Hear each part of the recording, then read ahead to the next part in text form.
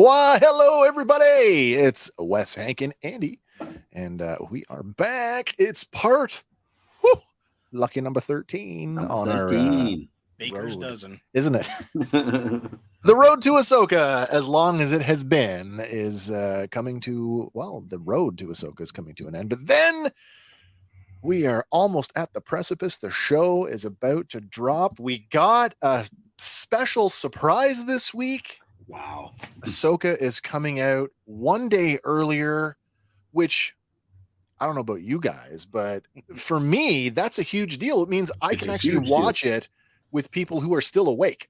That's that and a whole extra day for what we do. Yeah, always for show prep. Yeah. Always yeah. I'm excited about the 22nd. I don't have to get up at 3 a.m. anymore.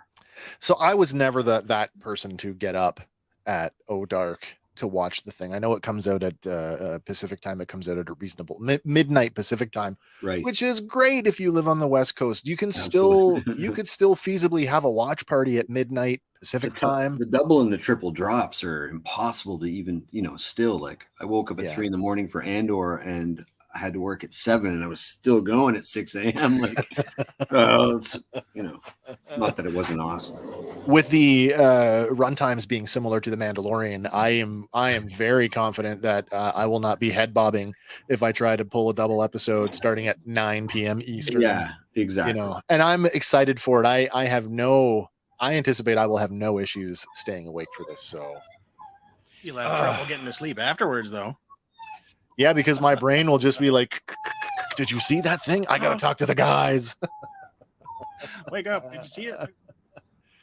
Tonight is going to be something extra special, I think. We talked about this many times on the lead up till now.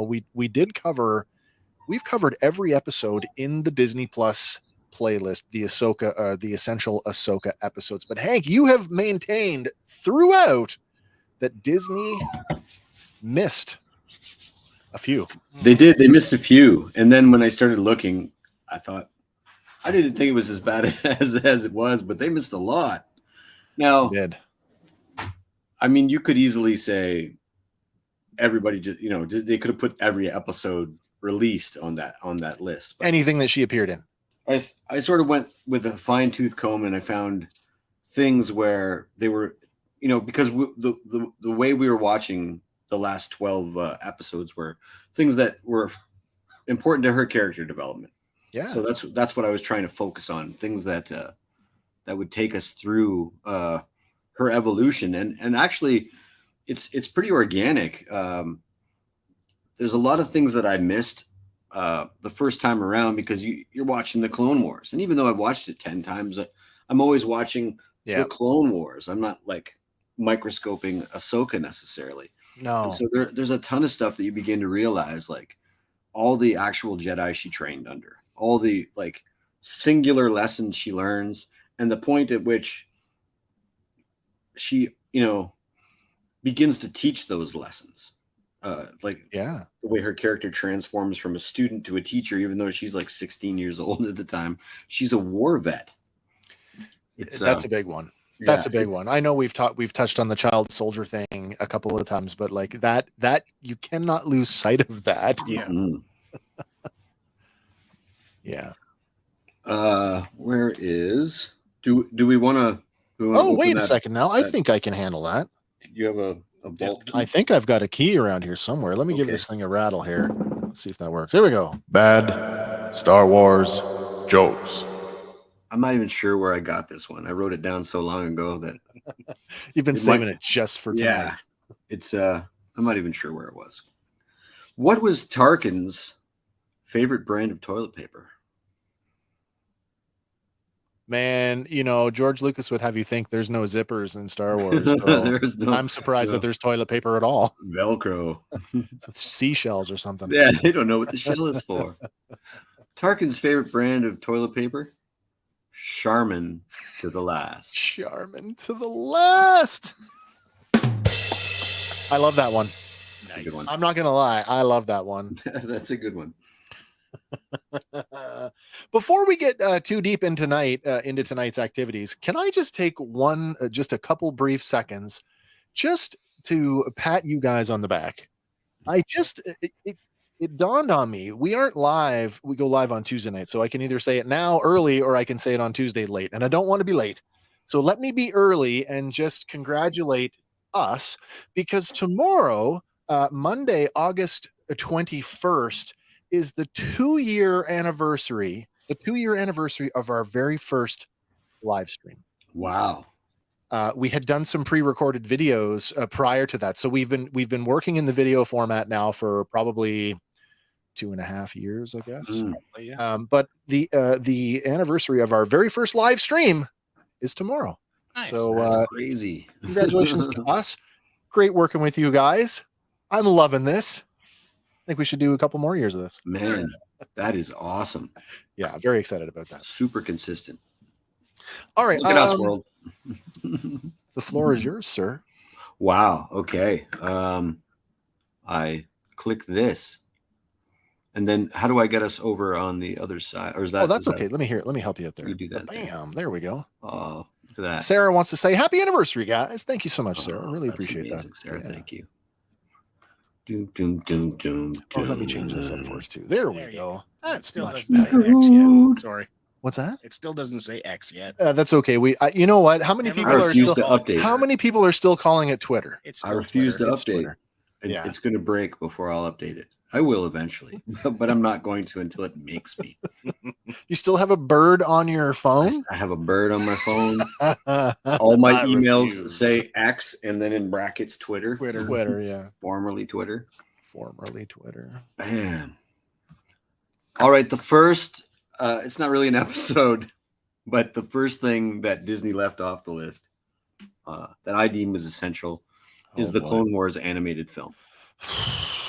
Written by Henry Gilroy, directed by Dave Filoni. So Dave Filoni has actually Got a hand in it. directed a theatrical release before. That is true. Right? That is true. Yeah. I was like, wait a minute. Essential because it's the first Ahsoka Tano. That's the first time we get to introduce her. Even Obi-Wan thinks that she's his new Padawan. Oh, yeah. Yeah, that's right. But the council has a surprise for young Skywalker. And things that I missed before watching it, because this is probably the thing, when I rewatch Clone Wars, and I do it often, Sure. I leave this out. You know, there's one, for me, there is a redeeming quality to this. I don't want to call it an episode, to the film, is that it counts as part of the Christophsis story arc.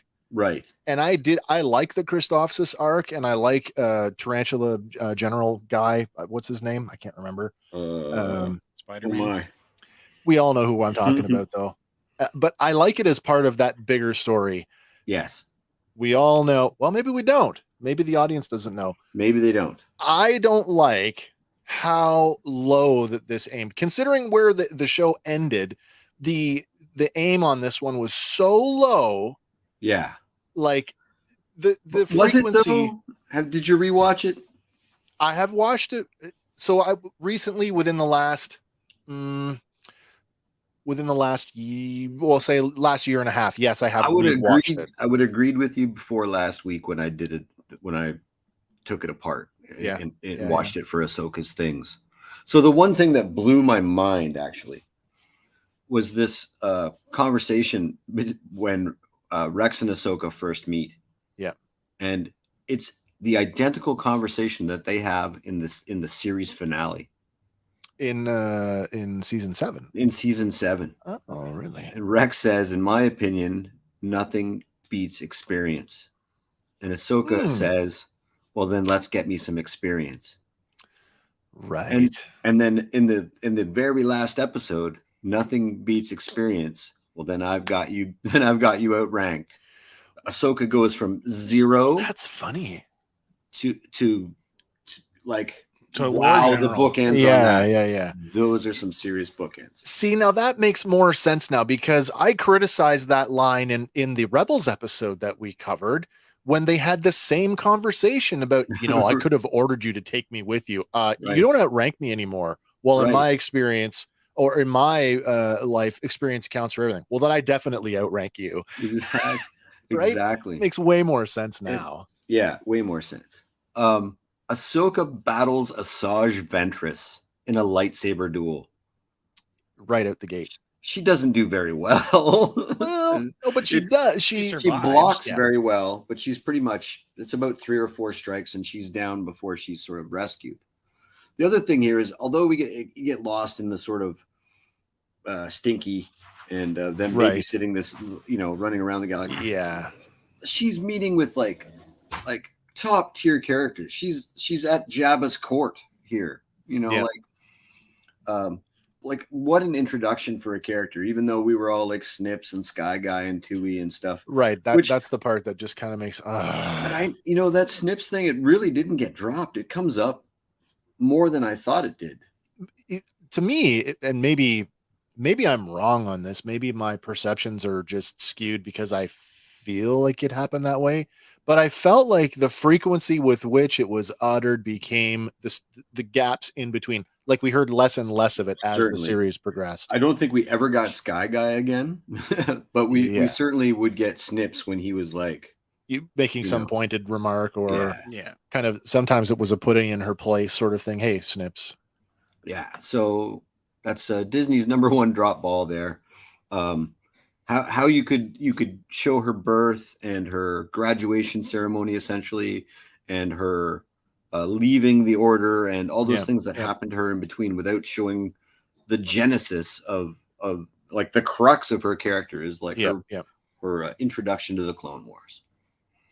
Just on a side note, and this Mm. this has nothing to do with Ahsoka, but because we're on the theatrical release, why did we never? I guess one time, we never really went back to Jabba's son. You know, Never know. That's one, a maybe dangling one thread. episode? That is One a episode, dangling maybe? thread that's Yeah. out there. Yeah. Isn't that something? Well, they throw them threads out there and you forget about them, and then maybe they'll pull them later. We talked Especially about that because we in, don't really get any underworld stuff in the sequel trilogy. It's very limited. So there's got to be still you don't imagine the huts aren't operating. That the we brought it up Mandalorians in aren't our operating. in our Book of Boba Fett review. We talked about that when Boba was essentially taken over the palace. Mhm. And it's like, doesn't Jabba's son have an interest in any of this? Right. Yeah. Right. So the second episode, Cloak of Darkness, season 1, episode 9, written by Paul Dini and directed by Dave Filoni again. And this one is pretty much Ahsoka disobeys orders to rescue Jedi Master Luminari Undula from Asajj Ventress. Wow. We got the things that they included. I'm not going to hack on any of them really, but there's big events in a character's sort of life, and she's complaining about being bored on these missions. She's she's paired with another Jedi Master.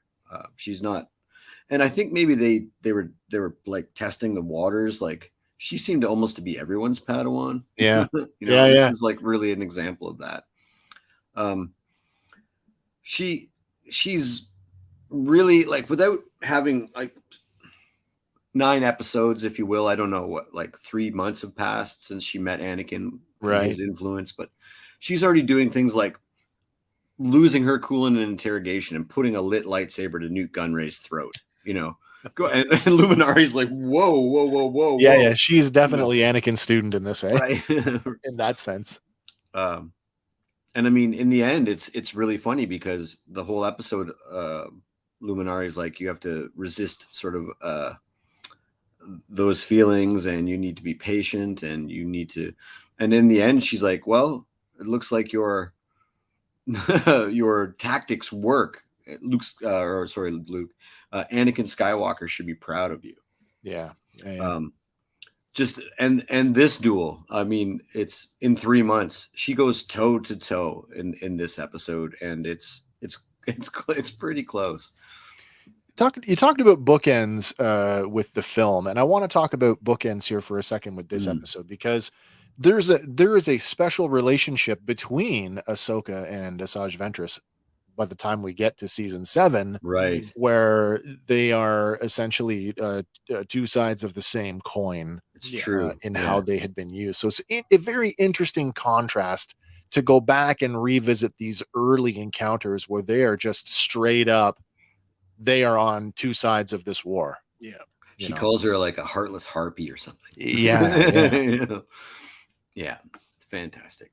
We get no idea how long Ventress has been with Dooku at this point. No, not really. And considering that she was like a Tartakovsky invention, Right. She's like that one character that's Grievous too, but he wasn't. He was, of course, he was a Lucas character, but made the leap there. Sorry, can I? I don't mean to jump backwards. I forgot to mention this. Did you catch the clip? It was floating around. Oh, maybe this last week of Dave Filoni talking, and somebody was interviewing him about Ahsoka Tano, and he's like, I'm talking to George, and George says, let's make her Anakin's Padawan, and Dave had the nerve to say to George, but Anakin doesn't have a Padawan. He does now. And then he says, and George's answer is, he has a Padawan. Okay, I guess he does. I did a spit take, and I knew it was coming. That's wild. He has a Padawan. He has a Padawan. Yeah. All right. Season 1, episode 13. What's that? Oh, season 1, episode. Yeah. I'm moving along. Sorry. 113. 113. Jedi Crash. Ahsoka does some serious flying. So okay. Her skills, like, as part of her character, definitely, like, as her skills grow, she still has that look, like that 13-year-old look. You've got a ship full of, Rex. There's I can't remember Luminari's is it Gree? It might be Gree. Luminara Unduli's Padawan? Barasafi. No, the general. Ayla Secura? Ayla Secura's general. Yeah. I think it might be Gree. Oh, Gree is the green guy. He's green. That's okay. Yeah, that's okay. Clone commander. The ship is full of experienced pilots. Yes. Here's Ahsoka at the wheel. Yeah, barreling through hyperspace with the controls damaged, heading towards the sun, and she manages to pilot this thing around. I mean, they do crash on a planet, but like you're like, oh, this little baby girl is driving. You think about what it's like to drive a car. Stick a teenager behind the wheel of a space shuttle and say go, and just like steer out of the use the force to pull it out of the threshold of a sun. Jedi reflexes. I mean, this is pod racing. Mm-hmm. So this episode's Ahsoka teams with Jedi Master Ayla Secura in a race to save Anakin Skywalker, who you're not sort of used to that idea. Like, so Anakin spends the entire episode unconscious and gravely wounded. Like, if they don't get help, he's going to die, which radically changes all of Star Wars if something like that happens, right? In this episode, this is the first one where she's like, I have to learn this like lesson, and the lesson is detachment. Yeah, and specifically, you can't lose 1,000 lives to save one. Right. And so it's pretty cool that it's her Spock moment. It's her Spock moment. Yeah. And we start to see her studying under these different Jedi and pulling these lessons that give her, like, because we talked about, she's also the student of Obi-Wan. She's also the student of Yoda, but she's the student of all these. Everybody that she comes in contact with. And it really makes her such a well-rounded sort of character at the end. She is very spongy. I mean, all these relationships that she has with not just Jedi, but with other characters who maybe are authority figures in her life in other ways, like even Amidala to some degree as a diplomat. We certainly, I cover a few of those episodes, and it's important because there's this, we know that Obi-Wan covers for Anakin a few times, right? We know, or sorry, Rex is covering for Anakin a few times, but Obi-Wan is wise, but you never really sort of get the impression that Ahsoka is wise. But there's moments where, especially in the Lux Monetary stuff that we'll get to, where a lot of that stuff I kind of glanced over, and then I realized it's super important, and we'll get there, but it's super important for her character development. Yeah. To go through like those human relationships. So this one written by Katie Lucas, directed by Rob Coleman. Katie Lucas, who played the daughter of oh my god, Papa Noida. Oh yeah, Papa Noida, yeah, played by the Maker himself. The Maker. 2-2. We're in the second season now. 202, Cargo 202, of Doom. Cargo of Doom, written by George Christic. I hope I'm getting that right. He's got no vowels in there. Scott Murphy, directed again by Rob Coleman. And Ahsoka versus Cad Bane in single combat. Like, why aren't you on the list?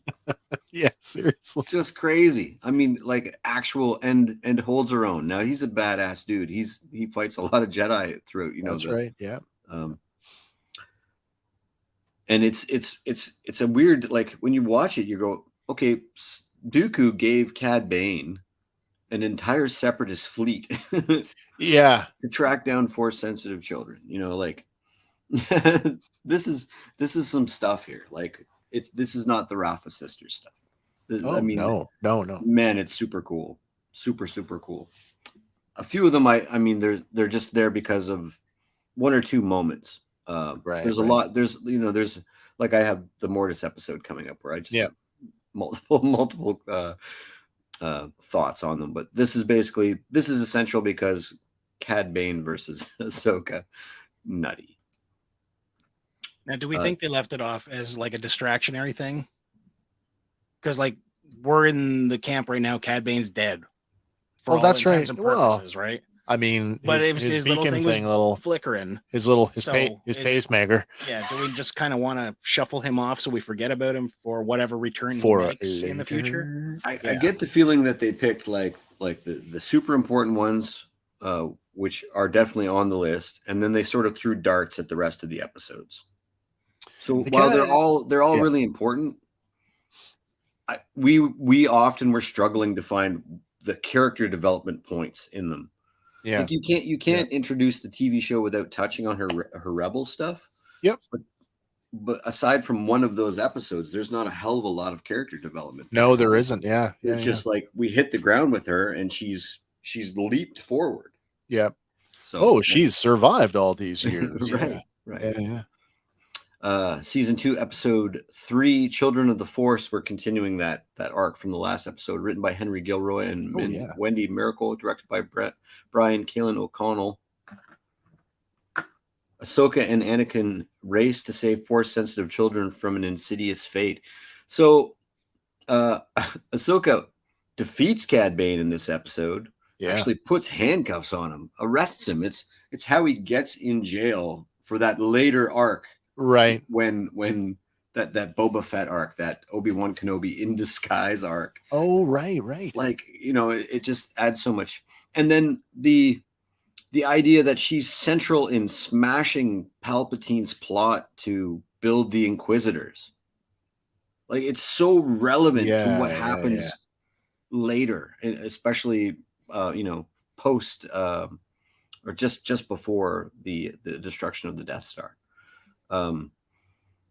And really, I really hope we get to see, like, the trailers at least seem to think we're going to get her as the teacher. She's older, she's wiser. Yeah. We almost always want that from our Jedi to be.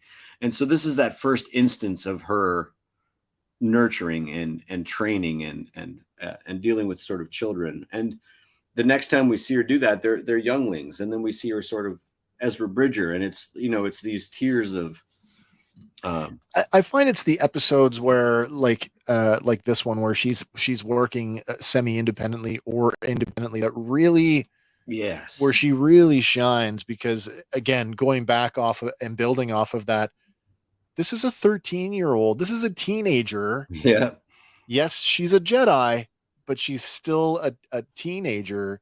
Like the average teenager in the galaxy would never, ever, ever, ever have to be, would ever be put in some of these situations. And not only does she come through them, but she thrives. And like you say, she is able to, in a lot of cases, guide and teach.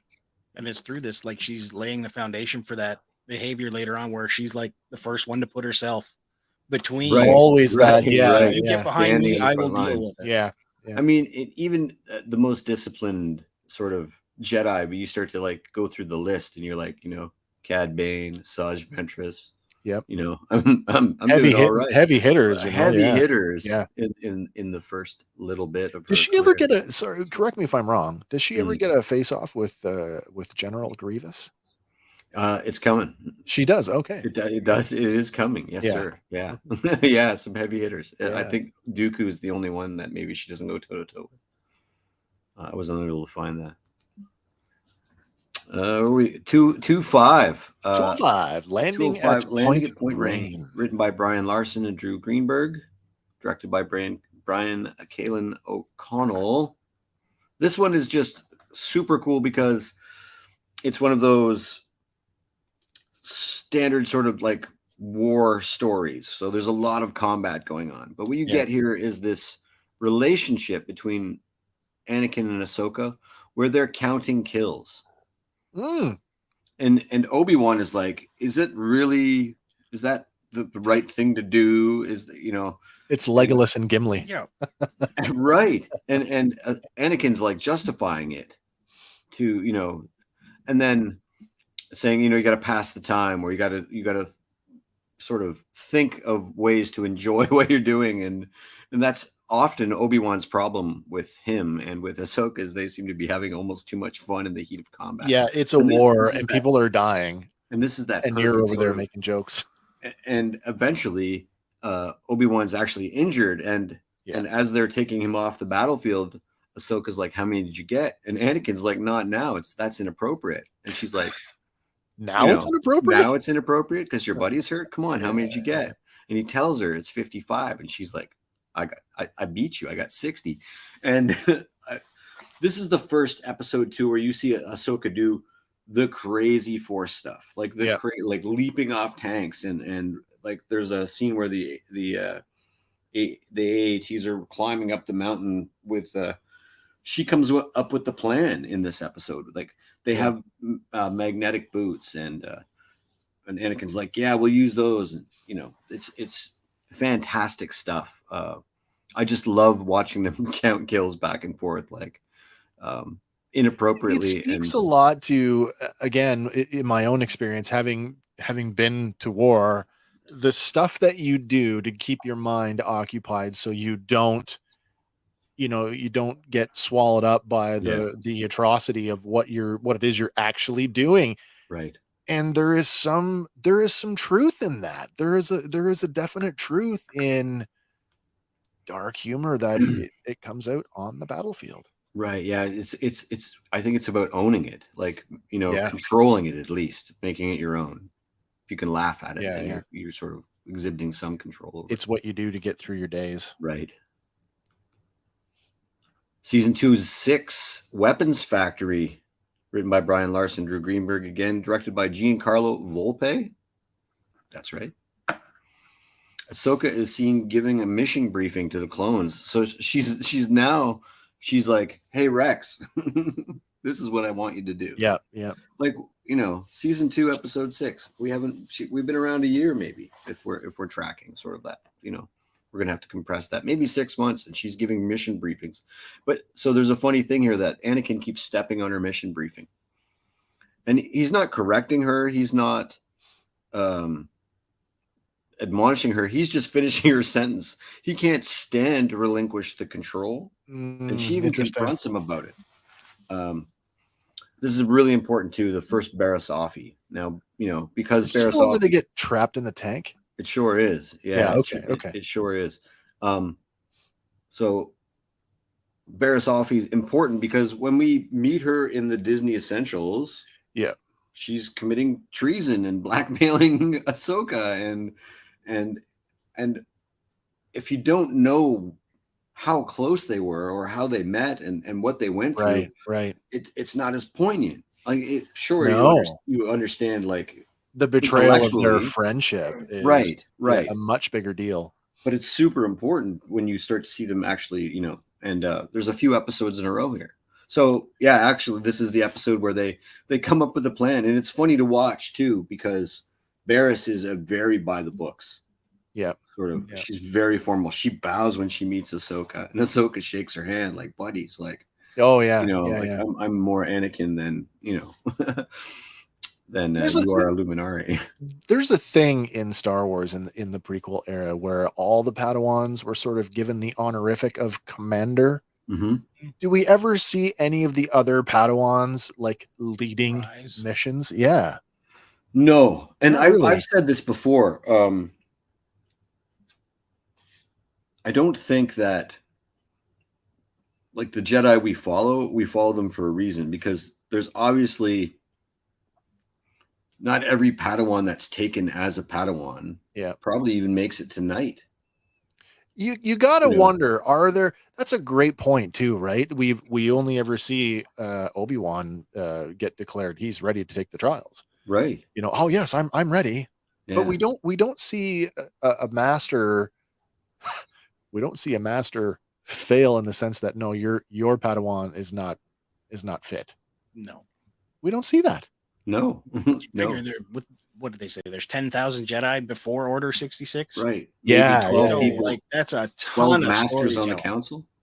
That's right. Yeah, you know, like that's super. You know, so there is a ton of sort of story to tell there. I wouldn't presume. I mean, while we're on the subject of Padawans, I would not presume that every Jedi that's active in the galaxy at that time has a Padawan learner. No. I'm sure some of them are more than content to just achieve knighthood and then go off and do Jedi stuff. I mean, they do talk about that, especially in the Ilum episode with where the kids are going after the crystals. We'll get to. They do talk about how it's one of the Jedi's, like, to pass on what you've learned. It's literally that Yoda line, pass on what you've learned, but it's one of their mandates. At some point during their career, all Jedi must train another Jedi.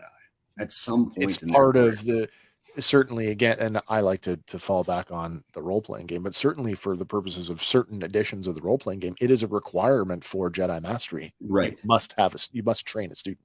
Agreed. So there's, to Barriss Offee's sort of credit, she's memorized these Geonosian tunnels. Hundreds and hundreds of twisting 3D tunnels that she's memorized, not too well, I guess, because the first thing she does is lead them into a dead alley. Crap. But and then they come up with an idea to sort of steal this new weapon. The Separatists have created a new type of tank that the Jedi just can't seem to take out, so they managed to commandeer one, and they're going to blow up the weapons factory to, sort of even the odds. It's like, that's the other thing about this episode. It's the second battle of Geonosis. Yeah, that's right. Yeah, it's another big, fight. That's a big deal. Once it's joined. Yeah.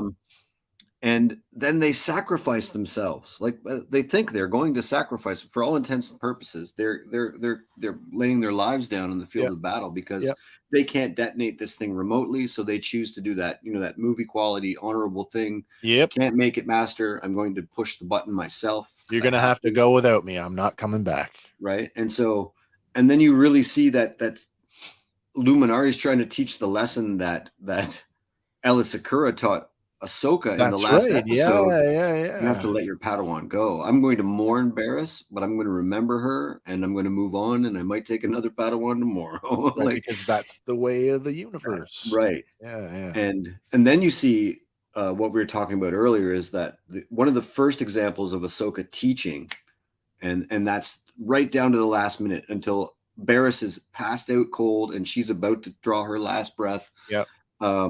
Never give up hope. And it pays off because she manages to fix, the little device, the communicator, and raise the other Jedi. Yeah. The endless wellspring of hope that she is. Yeah, I mean, and that's the crux of Star Wars, right? We've all agreed upon that. That's the central theme, and now you have a character that's that personified. Something came up earlier this week in the fan community with some of the other people who are covering this stuff. And there was discussion about this, and I'm going to bring it up now because we're talking about Ahsoka as a teacher. And the idea of Ahsoka being the master of Sabine Wren, and is Sabine Wren going to be force sensitive, or is she going to be a Jedi? And I'm like, I think I finally, for me, I actually feel like if Sabine Wren is force sensitive, and if in fact Ahsoka Tano is in fact teaching her to be a Jedi, I feel like that will be a bit of a betrayal of the character in light of her saying, I'm not training Grogu. I mean, I want to see it. I want to see it play out. Me too. Me too. Because I don't actually think Sabine's a Jedi. I'll be okay with it in terms of that, because I think that I think you'll find that if Sabine is force sensitive, she's one of the force sensitives that we just spoke about. Yeah. She's more Mandalorian than Jedi, and she might have a quarter of the midi-chlorians that a standard sort of Jedi. So I would say she's more like a Chirrut Umwe or something, maybe just a little higher than that. The notion that Sabine Wren might be the first Mandalorian Jedi since Tar Vizsla kind of flies in the face of Grogu. Well, it's not expressed implicitly that all living beings have midi-chlorians. I just take it as rote that we all do. Everybody, right? And then it's the degree to which you have. But Lauren, and we've had this discussion before, is convinced that Han Solo and Hera Syndulla are force sensitive because nobody can fly like they can. Agreed. They see absolutely things, agreed. So. And I would say that it's easy for a skeptic like Han Solo, talking about luck. Whenever Han Solo mentions about luck, and he gets it from Obi-Wan. I think I mentioned this before on a previous episode when Obi-Wan says, in my experience, there's no such thing as luck. Right.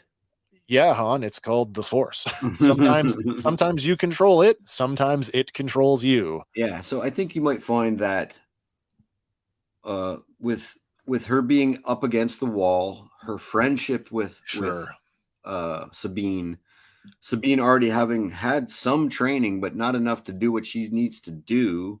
Just enough to and the stakes not being so high that she might turn to the dark side, because I mean, let's face it, Ahsoka would just go whoop and it'd be over. Right. Yeah. So I think that Grogu is so powerful that the stakes are too high. Maybe. And at least for her.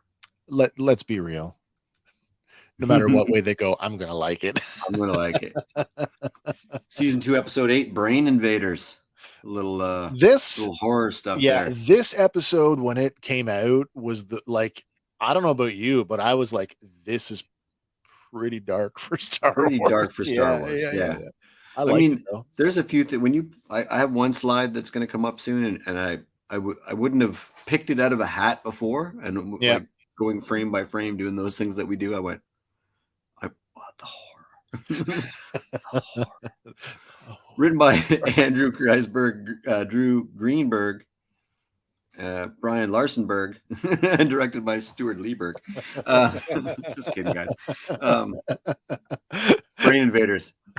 Ahsoka and Barriss Offee must contend with a deadly brainword plague during a routine mission. So they're Ahsoka's by herself ostensibly. She's with Barriss.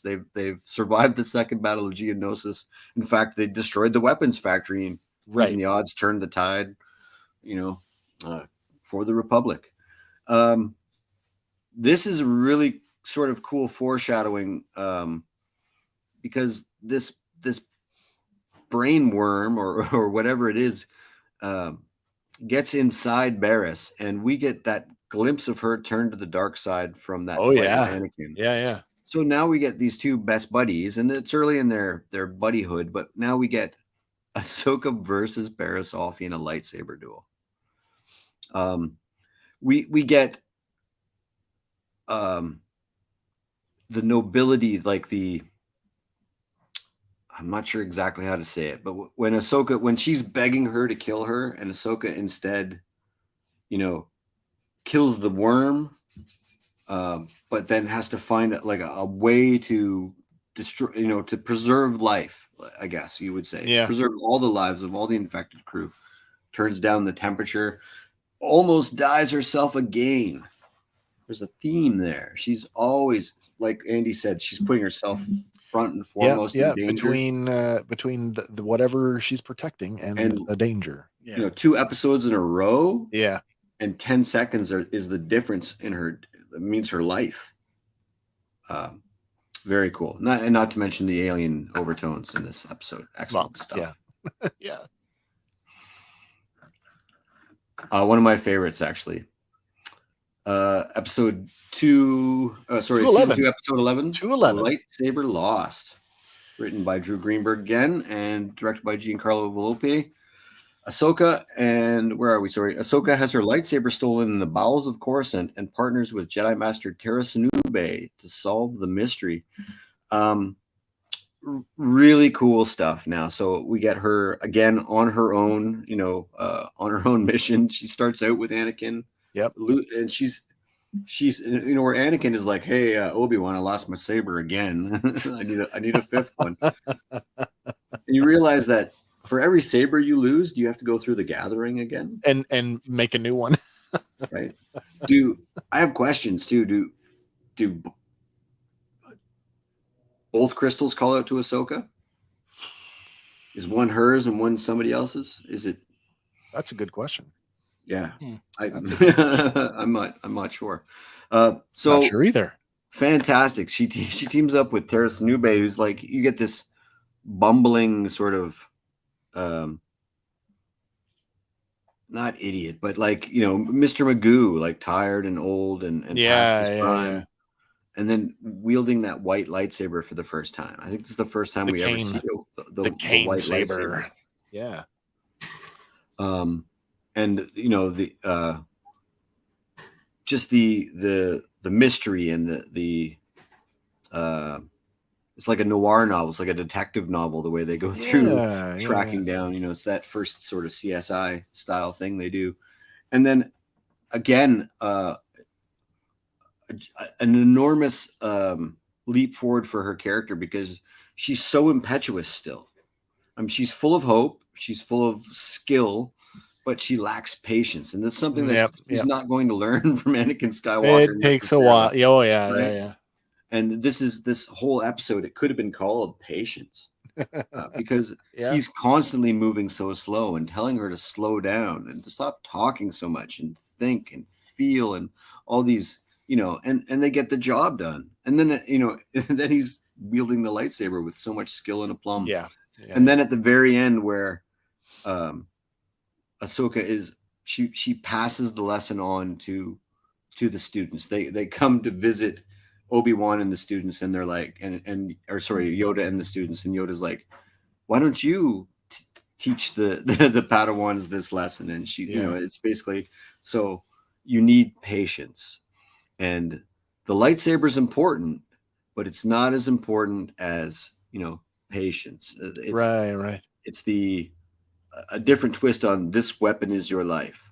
Sure, it's your life, but there are bigger lessons to learn. It's fantastic stuff. I mean, she really does apply that later on. We've seen her disarmed more than once, or be without her lightsaber and still be quite formidable or victorious. Yeah, exactly. With Maul, right? Yeah. That she had no sabers and still managed to take his and win. Oh, absolutely. Yeah, she loses them quite a bit, and they're magnetic. The bounty hunter in that one. That's our. I can't think of her name, but she's the same. She's supposed to be she's the one that was the same species as the 8th brother. Right, the Django Jumper. Django Jumper. That's what it is. Right. Corellian Django Jumper. Thank you. And she has 5 fingers, no? Yeah, she does. She does. So that's where there's a bit of a inconsistency, or maybe it's not. Maybe females. The females have 5 fingers. Have 5, and the men have 3. 3 and 4 and toes and 4 penises. Upper Flormans. Upper Flormans. Les Nessmans. Season 2, episode 22, Lethal Trackdown, written by Dave Filoni, Drew Greenberg, Brian Larson, directed by Dave Filoni. I didn't realize when I watched this the first time. So this is, you could almost say this is like an alternate world version. where Ahsoka Tano is the Padawan of the Jedi that discovered her. It's so cool to watch her walk around with Plo Koon, and they have this sort of special relationship. Ahsoka and Master Plo Koon team up to track down a young bounty hunter, Boba Fett, for the attempted assassination of Mace Windu and Anakin Skywalker. Oh yeah. The bar scene where they're interrogating people and they're just surrounded by people, and they like unsavories. Fantastic visuals here. And the first, I would say, superhuman thing I've ever seen Ahsoka do is this episode where she's riding the Airlon of the Slave One. Oh yeah. And now maybe a continuity error, I'm not sure, but she leaps off, cuts it off, and the ship crashes, apparently killing Aura Singh in the process. But we've had a line of dialogue that suggests that she met her end at the hand of Tobias Beckett. Right. Right. Absolutely. Aura Singh definitely comes back later on in the Clone Wars. Yep. But for all intents and purposes, she believes that she's dead at this point. Dead at this point. But I never really put two and two together with like doing the notes, taking the sleep that she destroys the Slave One, perhaps because it's one of those movies entirely. You think? Well, it goes behind a hill and explodes. Right. Like that, they used to land the helicopter and then blow up. And then the oil tank. Yeah. So we don't know how bad it is, but it's definitely not going to make a soft landing when she cuts the airline off. Man, that was a cool move. Excellent stuff. Jump to season 3, episode 4, Sphere of Influence, written by Katie Lucas, Stephen Melching, Drew Greenberg, directed by Cale Dunleavy. There's the maker and the daughter we were talking about. There he is, Papa Noida. Papa Noida, and is that Chuchi? It is Chuchi. It is Chuchi. Ahsoka leads the search for the Pantoran chairman's family. This is just another example of Ahsoka growing, Ahsoka being on her own, and getting into the politics of the galaxy now. So expanding her knowledge once again. So we got to get her to a place in a few years where she's willing to give up being a Jedi because her beliefs have grown beyond. I mean, certainly she was betrayed, but even a betrayed person who didn't have anything else to fall back on might sink back into the Jedi and just try to keep a low profile. Or right. It's these events, especially the stuff with and getting friends in politics outside the Jedi order, right. That I think are really important for her character. And I might not be surprised if I saw a Chuchi as just a tertiary character in the new series. These are traits, and this reminds me of something that you and I have talked about before, Hank, and I want to bring up the parallel between Ahsoka and Kanan Jarrus and how well-rounded they are because of the relationships they have outside of the order. Right. Someone who is so mired and so steeped in living with your master for 20 years of your life, and other than going on missions, what kind of life do you have? I can't imagine that they all have. Well, I should just say it's part of what I think makes her a better, more rounded character. I agree, and I get the impression that there might be that she's actually doing the things that a Jedi normally would do were it not wartime. And so why we have less rounded Jedi during the time of the Clone Wars, because they weren't, I mean, if the Jedi were responsible for, representing the Senate in as negotiators, they had to learn those skills somewhere. Right. Yeah. Right. They were in the High Republic, they're protectors of the frontier. Yeah. Like frontier marshals or something. Yeah. Yeah, exactly. And they're lawmen, and they're caregivers, and they're strike breakers when they need to be. They're all these sort of different elements, but they're the furthest thing from soldiers. They're civil servants of the highest order. Absolutely. That's a good way to put it. Sphere of influence. 3-6, the Academy. So this is a weird episode because I'm not even like, so the politics almost don't make sense, but then you get lost in it because the story is actually so good. But so we know that there are 3 factions in the galaxy, right? There Yep. are the Republic, the Separatist Union, and Yes. the independent systems. The independent systems. So it's weird that they would select a Jedi to go undercover on the capital world of the independent systems at the request of the head of state of those independent systems, who also happens to be his ex-girlfriend. Right. some iffy stuff going on here. By no the conflict way, of interest there at all. By the way, there is a web page that actually translates every bit of Orbeck. All of that, yeah. Scrolling behind her, and it's not lazy.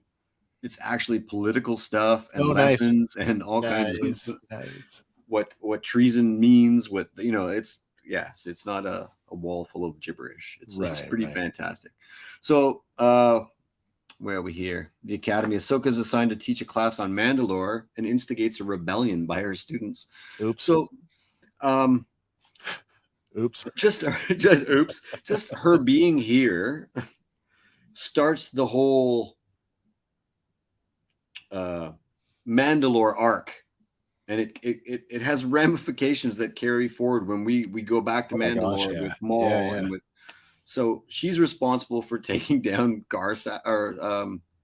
not Gar Saxon, the Prime Minister. I'm sorry. Oh my gosh. Yeah. Beaky nose guy. Beaky nose guy.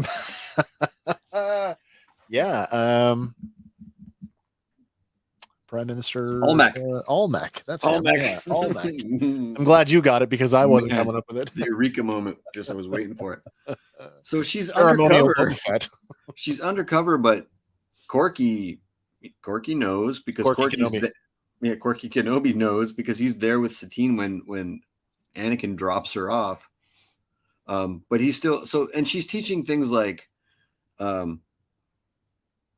I would almost disagree with in the real world if this weren't about a Jedi and I wasn't fascinated that she's on Mandalore teaching Mandalorian students and stuff. But the stuff she's like, always rat on your neighbors. Always be looking out for what somebody's doing wrong in society so that you can report back.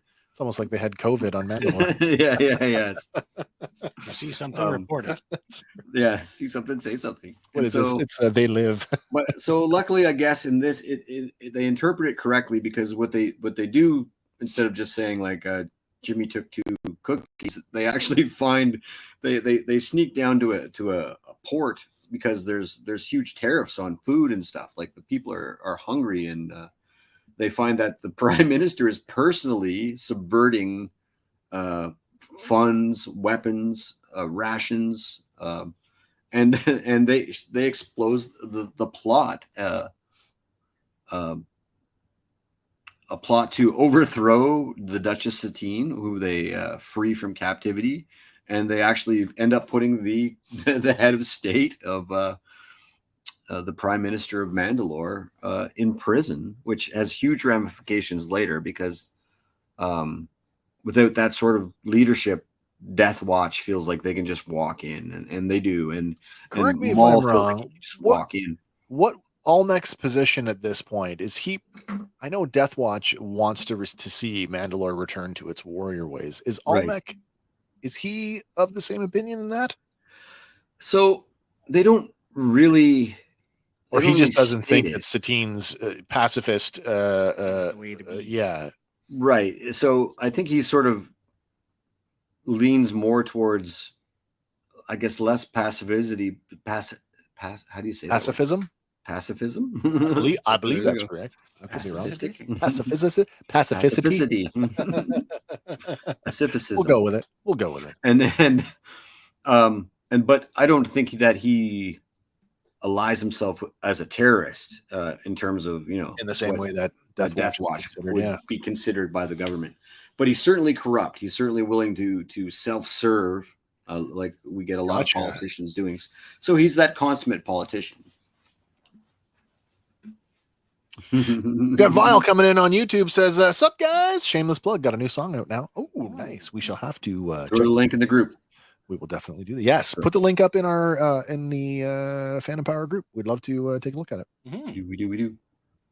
Bum bum bum. So yeah, another just example of Ahsoka growing, like doing crazy things with what she's learned, and that are have huge ramifications for the galaxy moving forward. Yeah, you know, you could picture Sabine might have been one of her students here.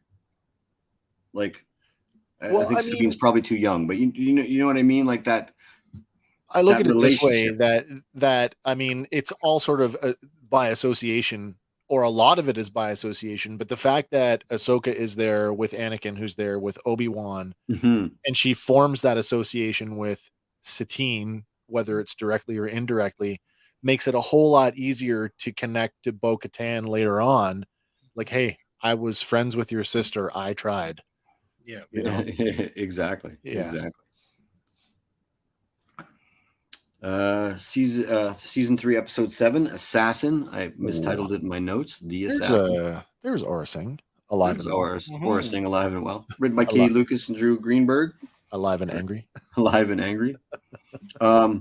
Just like her master, Ahsoka receives personal commendations from the Jedi Council regarding her courage and strength yet again. So she's brought before the council, and Yoda personally is like, excellent work lately, kid. Like, nice stuff. Yeah. That cut off the airline of the Slave One. Come on. I mean, did you really fight Cad Bane? Like, cool. Prevented a political coup. A little bit of accolades, a little bit going to her head, maybe. And she starts to have these visions, and we're really, used to that from Anakin. And something that Attack of the Clones didn't do very well. They tried real hard, but was to really feel that emotional. I guess what I'm trying to say is they do it very well here. Yeah, emotions. Ahsoka is very distraught by these visions, and Yoda guides her through them, and you don't get the impression he was guiding Anakin through his. He was just kind of going, just shut him down. Yeah. Don't trust these visions. They may be flawed. Instead, concentrate on this. But Yoda actually walks Ahsoka through these.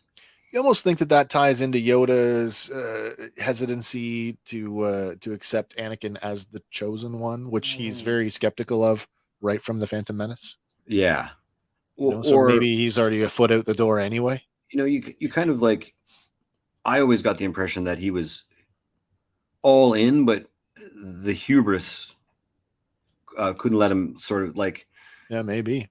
I mean, if anyone is going to have that clarity of vision about the future, always in motion is the future. You would think it would be Yoda. It would be Yoda. And so maybe Yoda sees the end game and goes, for the sake of the galaxy, I have to let this play out, but I know what destruction I'm just letting be wrought on the galaxy.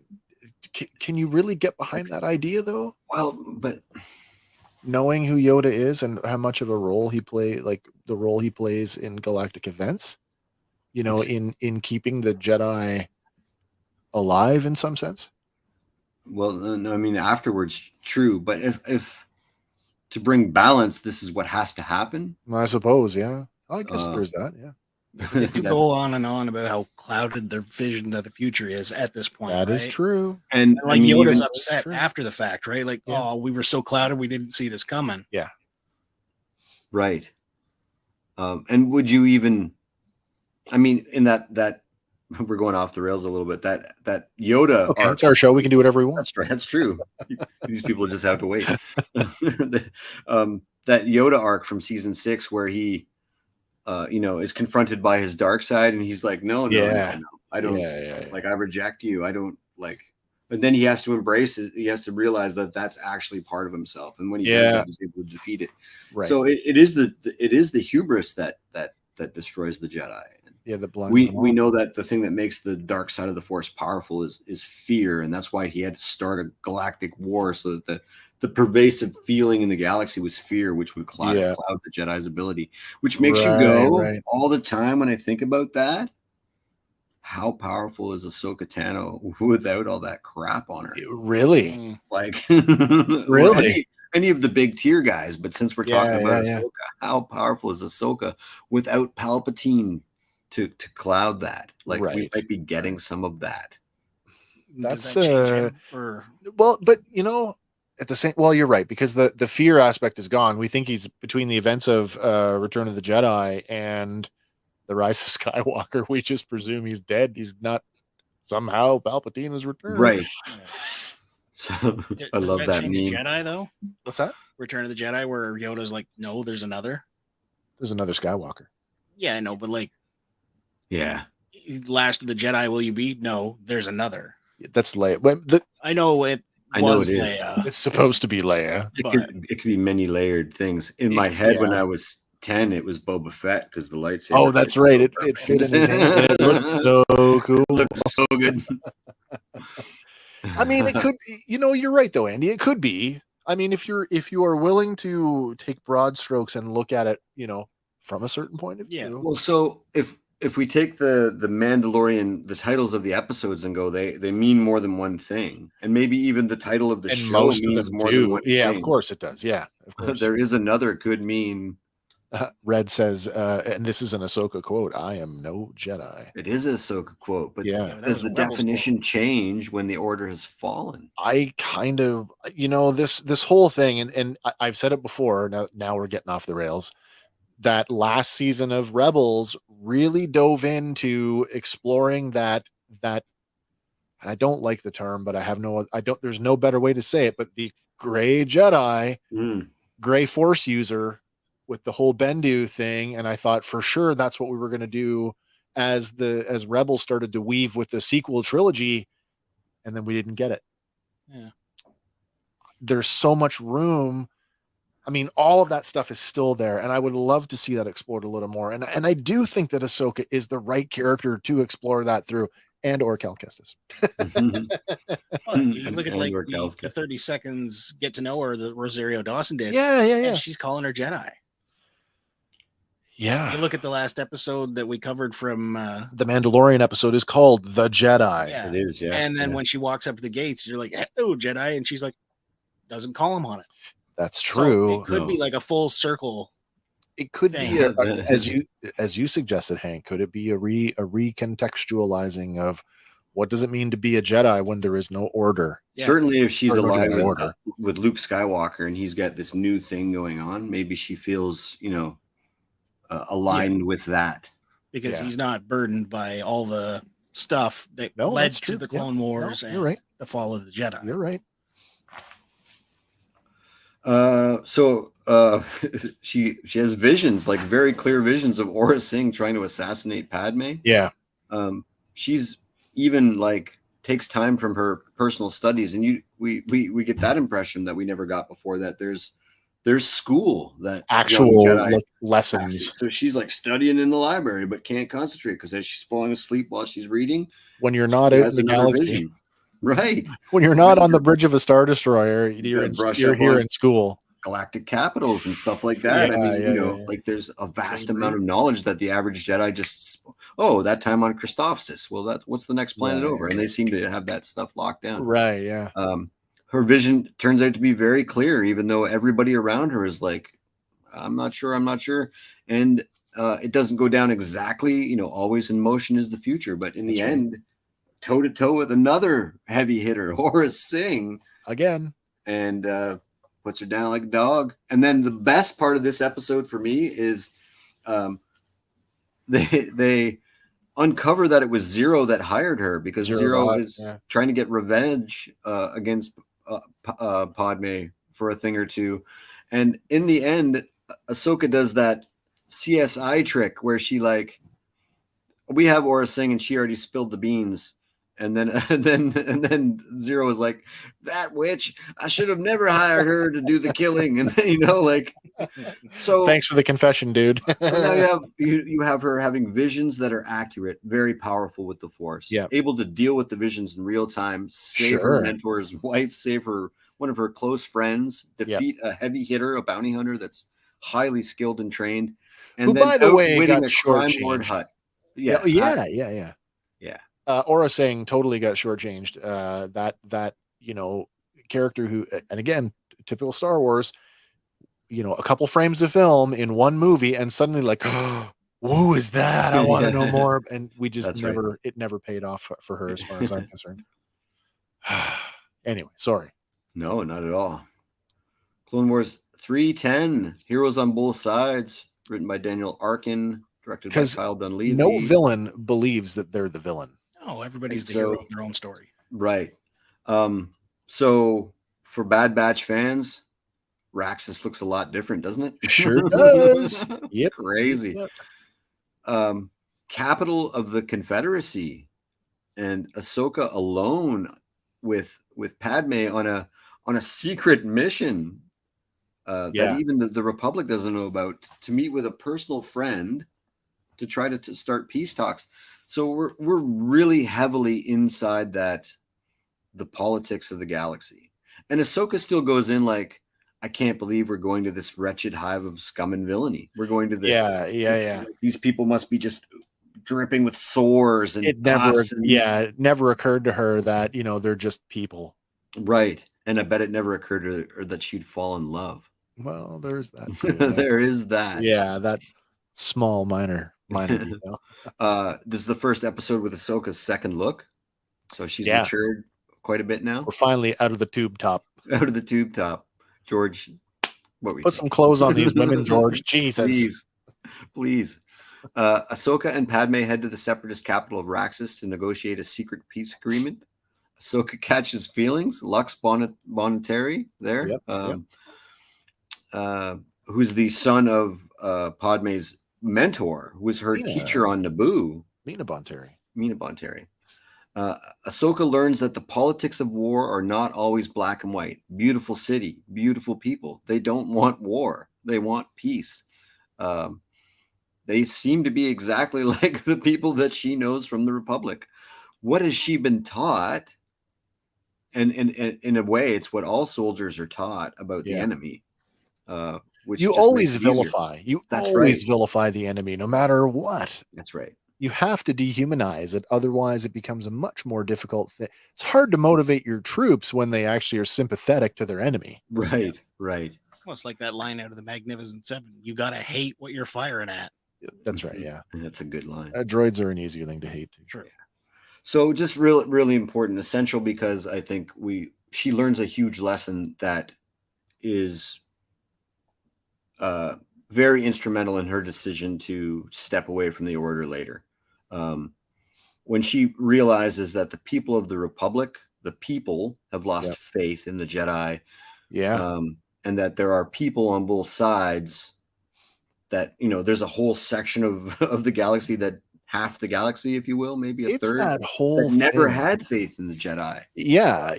I mean, that whole thing, all Sith lordiness aside, Count Dooku believed he was doing the right thing. He believed that he was taking those worlds and leading them into a new future. I always say this about Dooku: bad enough to bleed a crystal, not bad enough for his eyes to turn.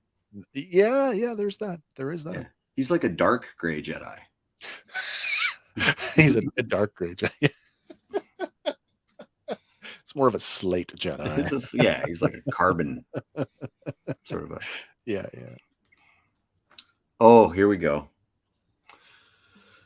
Season 3, episode 16, Altar of Mortis, written by Christian Taylor, directed by Brian Keelan O'Connell. If you guys out there in at home in the world, they're watching. If you haven't watched the Mortis arc, spoiler alert. I only chose the centerpiece of this episode, but realistically, you could have watched the whole thing. The whole thing, yeah. But this one specifically is probably, if it's not the most important moment in Ahsoka Tano's life, it's the second most important. I don't understand how, and I mean, I don't know how else to say it, but I don't know how you don't include her death and resurrection as, Right. as part of essential character Right. development. Right.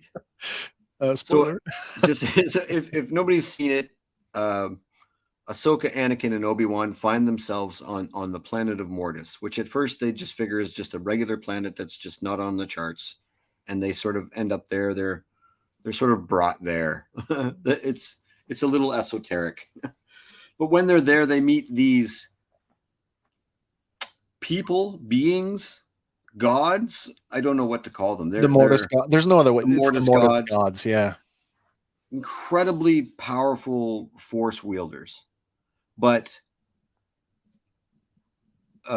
almost like icon, like pigeonholed into their, So the father is the whole that Kanan Jarrus roundness that we love, that fully actualized, the full package, all in one, powerful godlike being, and his two children, the son and the daughter. The daughter being the embodiment of the light side of the Force, and the son being the embodiment of the dark side of the Force, and he's trapped them on this world, almost like it could have been called the Bogan and the Ashla. The Bogan and the Ashla. He's trapped them on this world because this is where he can control them, and therefore the father, that is, and maintain balance over the entirety of the Force in the entire galaxy, if not the universe. Big stuff we never got into. We didn't realize, always in motion is the Force, between you and the rock and the ship, and I can lift objects with my mind, and I can wield a lightsaber. But we never really understood that it could be this big. I like this arc for a couple of reasons. Not only is this a big deal for her, but it takes us back to the mysticism around the Force and adds a whole new layer to it. Yeah, it puts this personal sort of embodiment to these esoteric ideas of light and dark and center. And for story purposes, that's brilliant stuff. So we open this as the Jedi prepare to leave Mortis because they're done with this. Anakin has done a trial and decided he doesn't want to be the chosen one, because this is the prophecy that he was brought to Mortis to replace the father and maintain balance over the galaxy. And he just says, nope, I don't want the job. But the brother wants to leave the planet. And in order to do that, even though he's all powerful, they need a ship. Yep. An interesting point here, when he boards the ship as they're leaving and chooses to just kidnap Ahsoka to keep Anakin there. Why he just doesn't kill everybody and take the ship and fly off, I don't know. Well, there's that. There is that. Christian Taylor. Anyway, I love this episode. Maybe aspects of the Force don't know how to drive a car. That could be. That could be. So that's exactly what happens. He boards the ship. He grabs Ahsoka. He leaps out the hatch, turns into the bat-like, his bat-like persona. Yeah, the flies off, faced-looking thing. And Obi-Wan and Anakin pursue, but eventually they crash and they can't keep up. Ahsoka wakes up in a cell, and there's this creature that looks like it's out of Harry Potter, but mixed with an evil Muppet. Looks like the Phantom of the Muppet Theater. Seriously, weirdly, what's his name? Oh, looks like that guy. Not Gonzo.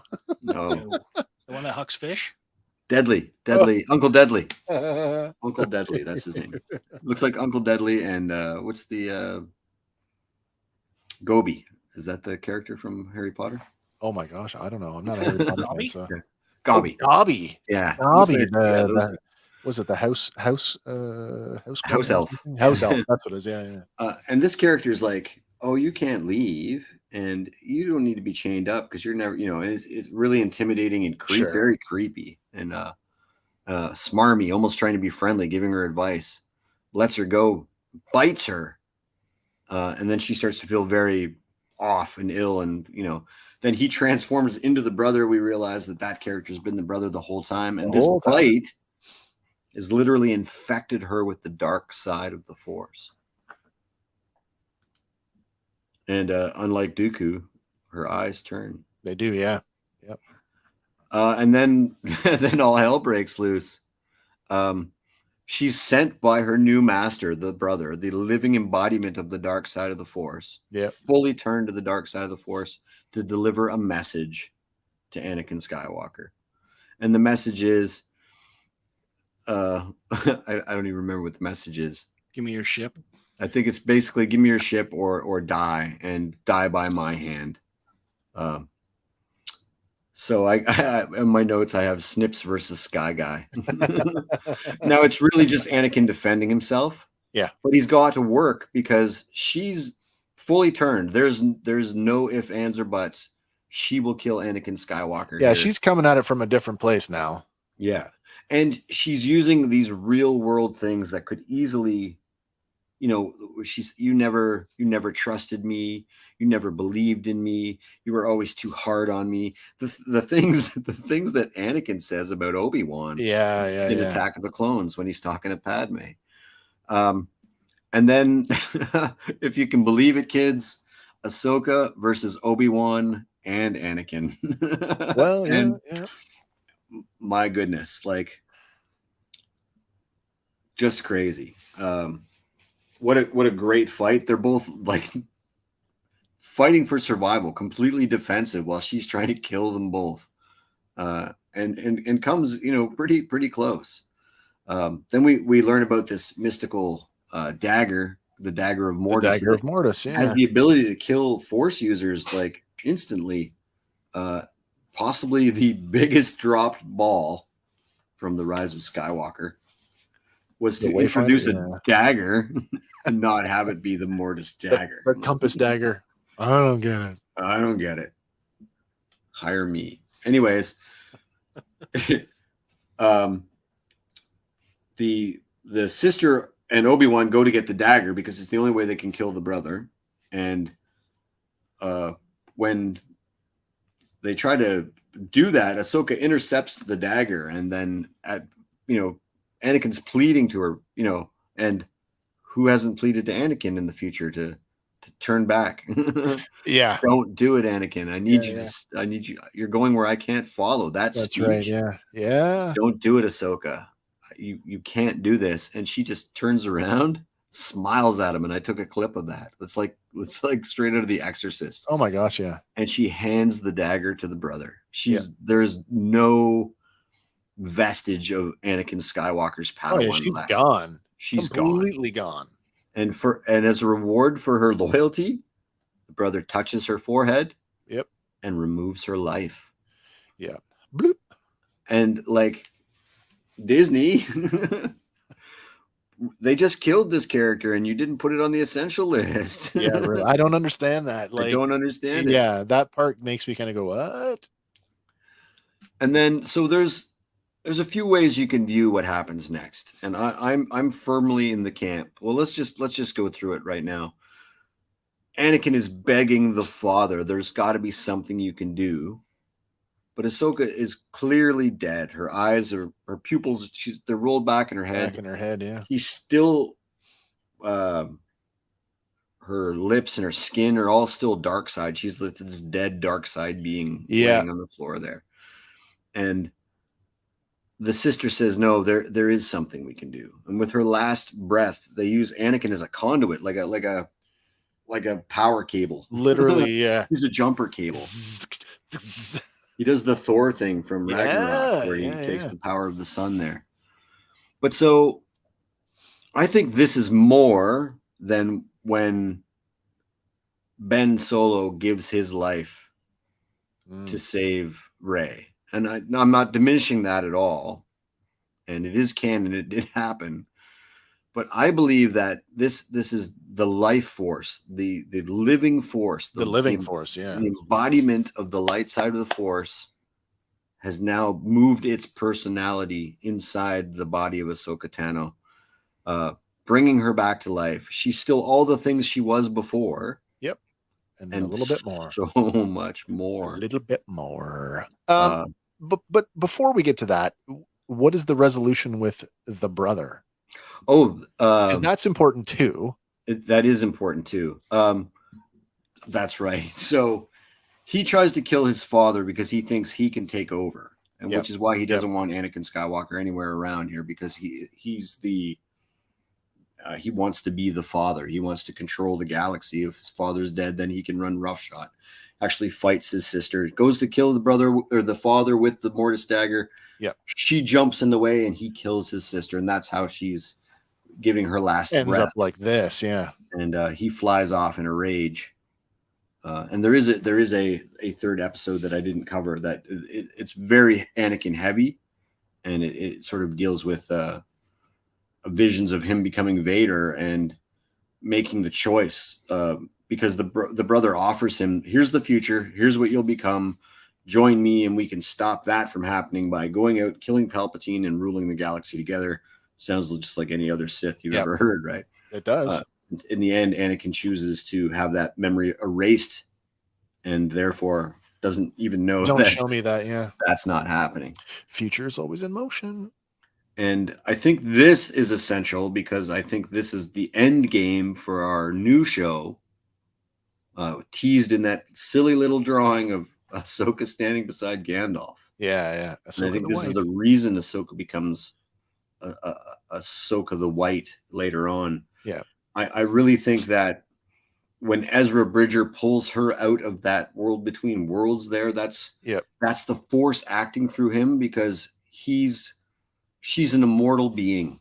I really, really think that Ahsoka Tano is something more beyond just what we've seen. And she's so much. I think this is the most important Ahsoka Tano episode. I just want to put this out there, and we don't have to chew on it very much. Is Ahsoka essentially just the vessel? Or does she actually become? Because there's all kinds of stuff around. There are two camps that I've sort of found. There's a lot of nuance to them, absolutely. But there's sort of two camps where, she was brought back to life by having like a la Rey and Ben Solo. Just that's Ahsoka. There's nothing special about her, but that she's linked to that through Moray. But I'm in the other camp that says that Moray is her familiar because she's now the sister, and the sister was her familiar. That's interesting. It sort of moves with her.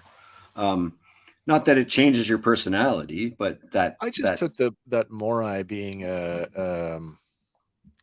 what's the word I'm looking for? Not familiar. It's not like one of the forms of the sister, like sometimes depicted as this convor owl, not necessarily, because I always assume that there's like with the death of the sister, she's actually dead, but what little bit of her remained did go into Ahsoka, and that's why Moray is now attached to her. So it's a little A, a little B.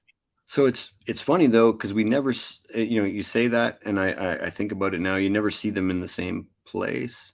You see Moray before you see Ahsoka every time, or where she was. Like Vader looks up after the Venator crashes and sees Moray flying ahead. Yeah. That could literally be Ahsoka taking another form, and we've just never seen her do that before. That's an interesting thought. That I never considered.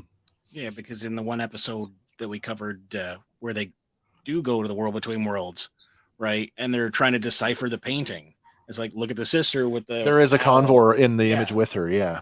And the convor sitting over the. Here's one for you. Hole. Yeah. Here's one for you. Now. This is going to go off the rails here for a second, but now we're talking Moray and convor owls and the significance of them. Remember when Kanan was teaching Sabine how to wield the dark saber? Mm-hmm. Does anybody remember? There's a wide shot, and I saw this on YouTube last night. Actually, another popular Star Wars YouTuber brought this up. Evidence that might support that Sabine Wren may in fact be force sensitive, if not a budding force user, is that looking down on them, not one, not two, but 3 Convor owls. Oh, wow. One for Kanan, one for Ezra, Hmm. one for Sabine. Wow. Sitting there watching them. Yeah. That's entirely possible. Yeah. So that's an interesting sort of thought. I mean, if you are of the opinion that Convors are just naturally in tune with the Force, not specifically Morai, but the Convor species. Right. Like a Loth wolf might be. Right. Right. In that way. So yeah. Interesting stuff with this arc, with the Mortis gods, because it becomes a little bit more, for me, a little more cloudy, because it's like, well, if the sister is one half and the brother, like, these are the extreme ends of the spectrum, and the father's in the middle. How can the brother, go on without the sister? Because always 2 must there be, right? The balance of it. I mean, and the father does make a big deal about, right? Now you're going to go into the galaxy, and the dark side is going to be consuming the galaxy. Isn't that something? We've lost the light That's what side. I mean. The balance is now out of. I mean, if it's in Ahsoka and Ahsoka is active in the galaxy, is the balance? I don't know. I mean, in shifting. I don't know. I don't want to take anything away from Luke. Nope. But like, Luke knew Vader for 30 seconds, spaced out over a couple of fights, and knew the idea of his father more than anything. I think the poetry would have been in Ahsoka filling that role in Return of the Jedi. That's Like, again, though, I mean, we have 40 years of history to look back on and go, man, if they had been just a little quicker on making this stuff. It's true. A little fun, happy arc here. Princely Chair. Yeah. Season 4, finally, episode 2, Gungan Attack, written by Jose Molina, directed by Brian Kalin O'Connell. Ahsoka mentors Mon Cal Princely Char as she protects him during an attempted coup. And she's fully in the teacher and sort of defender role here. A couple lines from her. You don't have to carry a sword to be powerful, and some leaders' strength is inspiring greatness in others. She's now teaching on hope, I wrote. And if you think liberating Mon Cala isn't essential to Star Wars, then you've never seen Return of the Jedi. I mean, if anything, we get reminded of that in all of the marketing that we've seen for Ahsoka, with that, what I believe may in fact be Home 1, still at the center of the New Republic, what's left of the New Republic fleet. Absolutely. And I guess the big lesson she teaches him here is not to make decisions out of fear. He asks, aren't you afraid? Yes, but I have to control that, because if I make decisions while I'm afraid, then I almost find they always go awry. So right. Fully entrenched in the teacher role. Season 4, 12, Slaves of the Republic. This is a weird one. Written by Henry Gilroy, Stephen Melching, directed by Brian Kalin O'Connell. Ahsoka's not really in it much, but there's a few things that are super important here. First of all, the slaves that they're freeing from the Zygerians are all Torgruta. They're all her people. It's not referenced. She has no personal sort of stake in it. They could have maybe made it more personal for her. But the idea that, it's personal to Anakin because he was a slave. Oh yeah. But, this is probably the only episode, and she is a 16-year-old, but I think it's the only episode they ever sexualized her in, where they arguably the entire midriff exposure was. I get that, but arguably, I mean, this is more right on the nose. You mean overtly? This is like they've dolled her up. They're selling her into slavery. They're trading around like right. Like a piece of meat. And even undercover and with the stakes so high, she can't stop being Ahsoka Tano, Jedi Padawan. Oh, we know that. She stops a Zygerian slaver from whipping a slave by grabbing his arm, and she almost gets beat for it. Anakin has to cover her quickly for her. She backtalks the queen when she should be like being, she's supposed to be undercover. She even like unhand me, brigand, to Anakin. And then there's this. I took the screen cap there. Sorry for the guys that are watching us on audio or listening to us on watching us on audio. I can smell the taste of green. She's in this. Nice. She's in this cage overhanging this huge precipice off the top of and she's just meditating. Yeah. Just like, waiting for rescue. The hope, the balance, the confidence, the surety. And when the Zygerian sort of general is like, "You're mine. When this is all over, I've been promised you, and the things I'm going to do to you." And she like force trips him while she's wearing a shock collar. Yeah. That's awesome. It's a great little bit of, to see her rebellious nature, to see her not want to like injustice. She stands even in the middle of like, you got to let the injustice happen so we can the bigger picture. She still can't handle it. She has to. Part of stand up of making the slaves all Torgruta, you have to wonder on some level if Ahsoka sees that and then reflects on her own life. If I hadn't have been found and identified and hadn't been brought to the Jedi Order, could this have been my fate? Yeah. I mean, they probably could have got, if it was a larger arc, they probably could have gotten into it. It's interesting that it doesn't even come up as a conversation piece. No. Like it's not part of her concern. She's concerned with the bigger pictures. I think that the fact that they make them all Torgruta and they don't, like you said, it's not on the nose. It's not self-referential. Like, oh my God, it's a bunch of Torgrutas. Yeah. It's my people. It just is. It just is. And they're Liku. Yeah. Almost touching the floor, some of them. Oh yeah. Yeah. Like hugely long. Yeah. Yeah. Yeah. Yeah. But she was taken really young, right? Really young. She was identified as an infant. Yeah. So she wouldn't have established those social connections with the rest of her people, right? At the same time, and again, that would have added another level. Like, oh my God, I know you from when I was 2 years old. I mean, other than oh my gosh, Jedi Master who's died like 3 times. Shaak Ti. Oh, Shaak Ti. Yeah. Other than Shaak Ti, right? I mean, what other connection does she have to anybody of her own species? Right. Her family is the Jedi. She has none. That's her species is the Jedi, essentially. But again, like, and maybe I'm not qualified to say this because I'm a middle-aged, white guy, but like seeing people of your own color that look like you, that, like, oh my God, like that has to do something to her internally to see a bunch of her people. Yeah. Sure. I would think so. Well, yeah. There's that show on Crave right now, Little Bird. Okay. It's talking about how Native children were taken to schools and whatnot. Yeah, yeah. And one of the lines right out of the trailer is, look at those people. They look like me. Right. So I don't know. Crossing into that territory. Look at us pulling stuff out of there that social commentary before. Yeah, really. It's all like public commentary. Yeah, it's true. Season 4, episode 14, A Friend in Need. We're going back to the sort of weird love arc almost. Yeah. Ahsoka catching feelings here. The first ever face-to-face peace talks is to be held on Mandalore, and Ahsoka is chosen as Padme's personal bodyguard. Ahsoka is dragged into Lux Bonteri's plan to get revenge on Dooku for killing his mother, and his plan is to join Death Watch, the terrorist organization. A great plan, Lux. It's a great plan. So many crazy things happen this episode.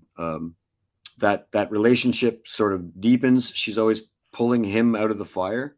I read a fan fiction. It was on Reddit. It was a single chapter from a fan fiction Ahsoka novel. It was chapter 6, The Baby, and it was Ahsoka pregnant with Lux Bonteri's child. Oh wow! Yeah, I was like, well, I mean, I guess sure. After the Jedi fall. So this is the blink and you miss it moment that I screen capped there, and it was very fast to screen cap it. Can you see that clearly? Ahsoka beheads 4 Mandalorians. Oh yeah. You can see it, the glow around their shoulders. Yeah, all at once. beheads them. She doesn't cut their chests or take their I arms mean, off or push them unconscious against the wall.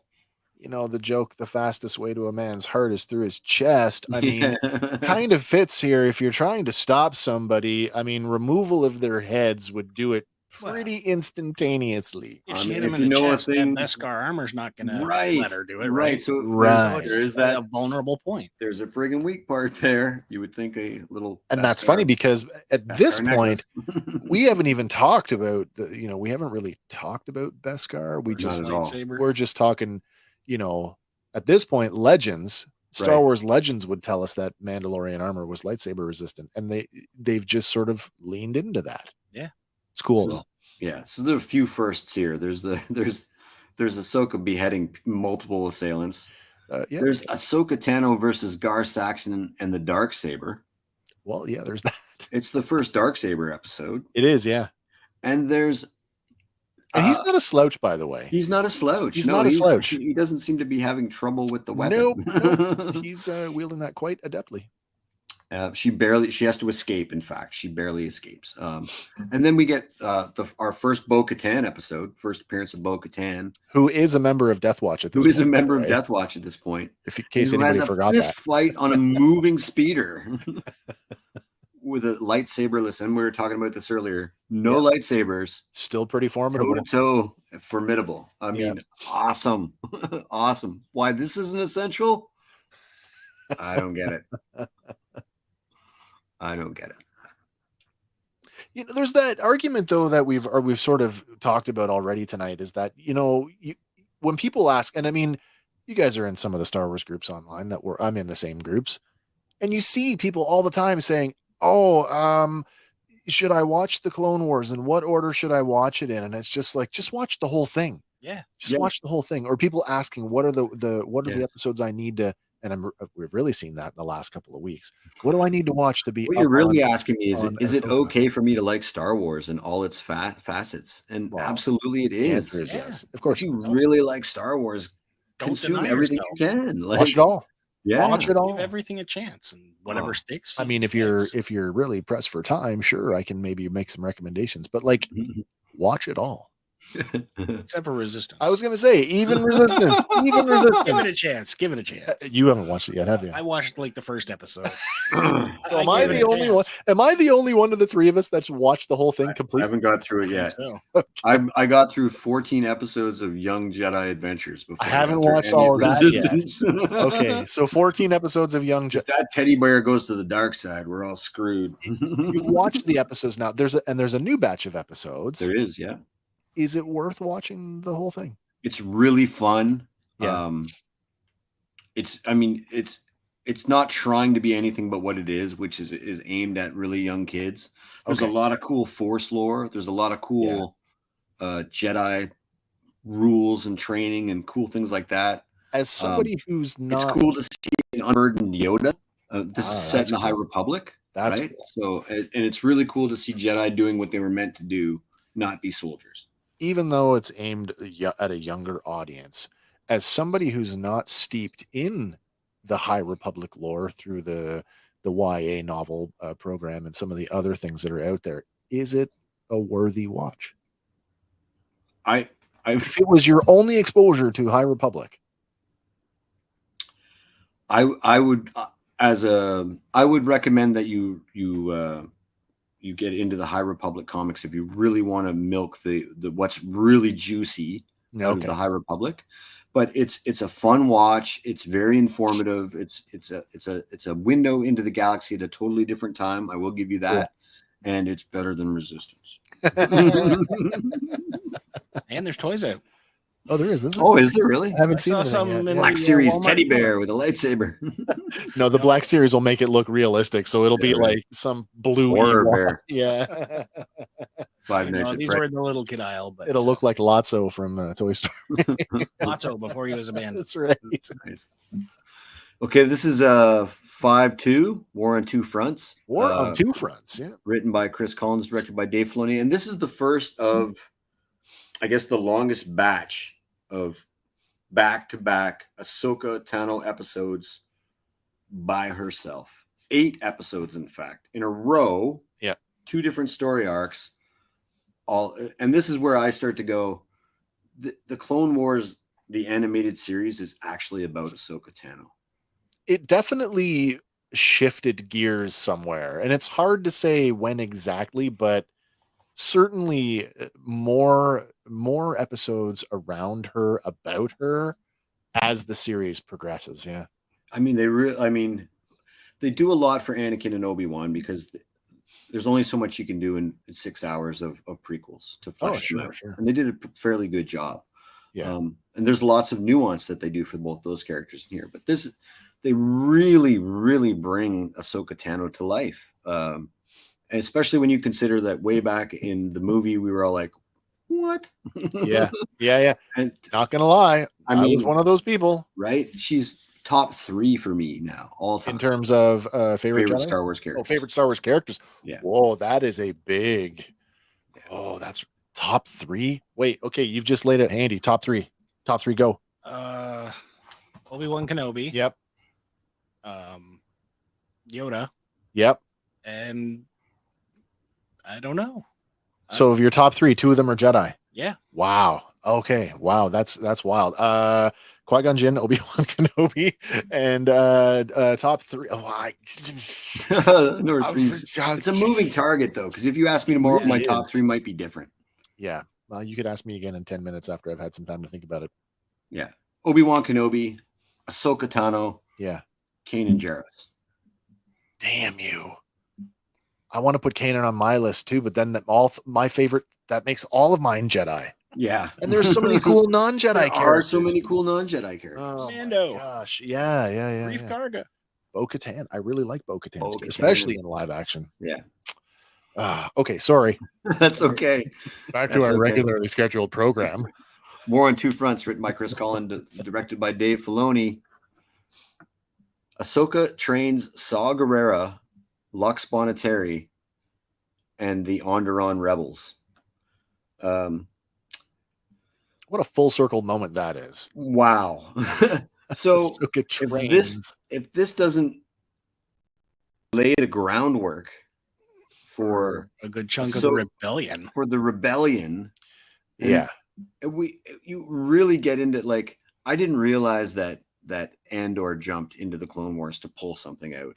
This arc for Andor. Yeah. I didn't realize until I watched these again like this.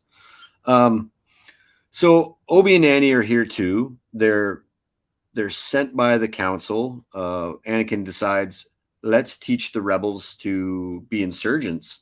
And Mace Windu and Yoda are both like, we don't train terrorists. That's not what we're doing here. We're not arming the Sandinistas. Like a sound decision from 2, council heads. And then, like, Anakin spins it a little more. He's like, well, no, we're not training terrorists. We want to create some friction on the planet to maybe turn the tide. And then Mace Windu, of all the people that doesn't trust Anakin, is like, he's right. If we split the Separatists' attention, then maybe we can gain a foothold on Onderon, because I guess Onderon, before the war broke out, was part of the Republic, which is strange. Maybe continuity error, I don't know. Correct me if I'm wrong, but Lux Boniteri's homeworld is Onderon. But his mother was a Separatist senator. Yeah, she defected though, didn't she? Wasn't she a defector? I think so. I believe that we go from that relationship with, like, Padme learning from her as a junior senator to.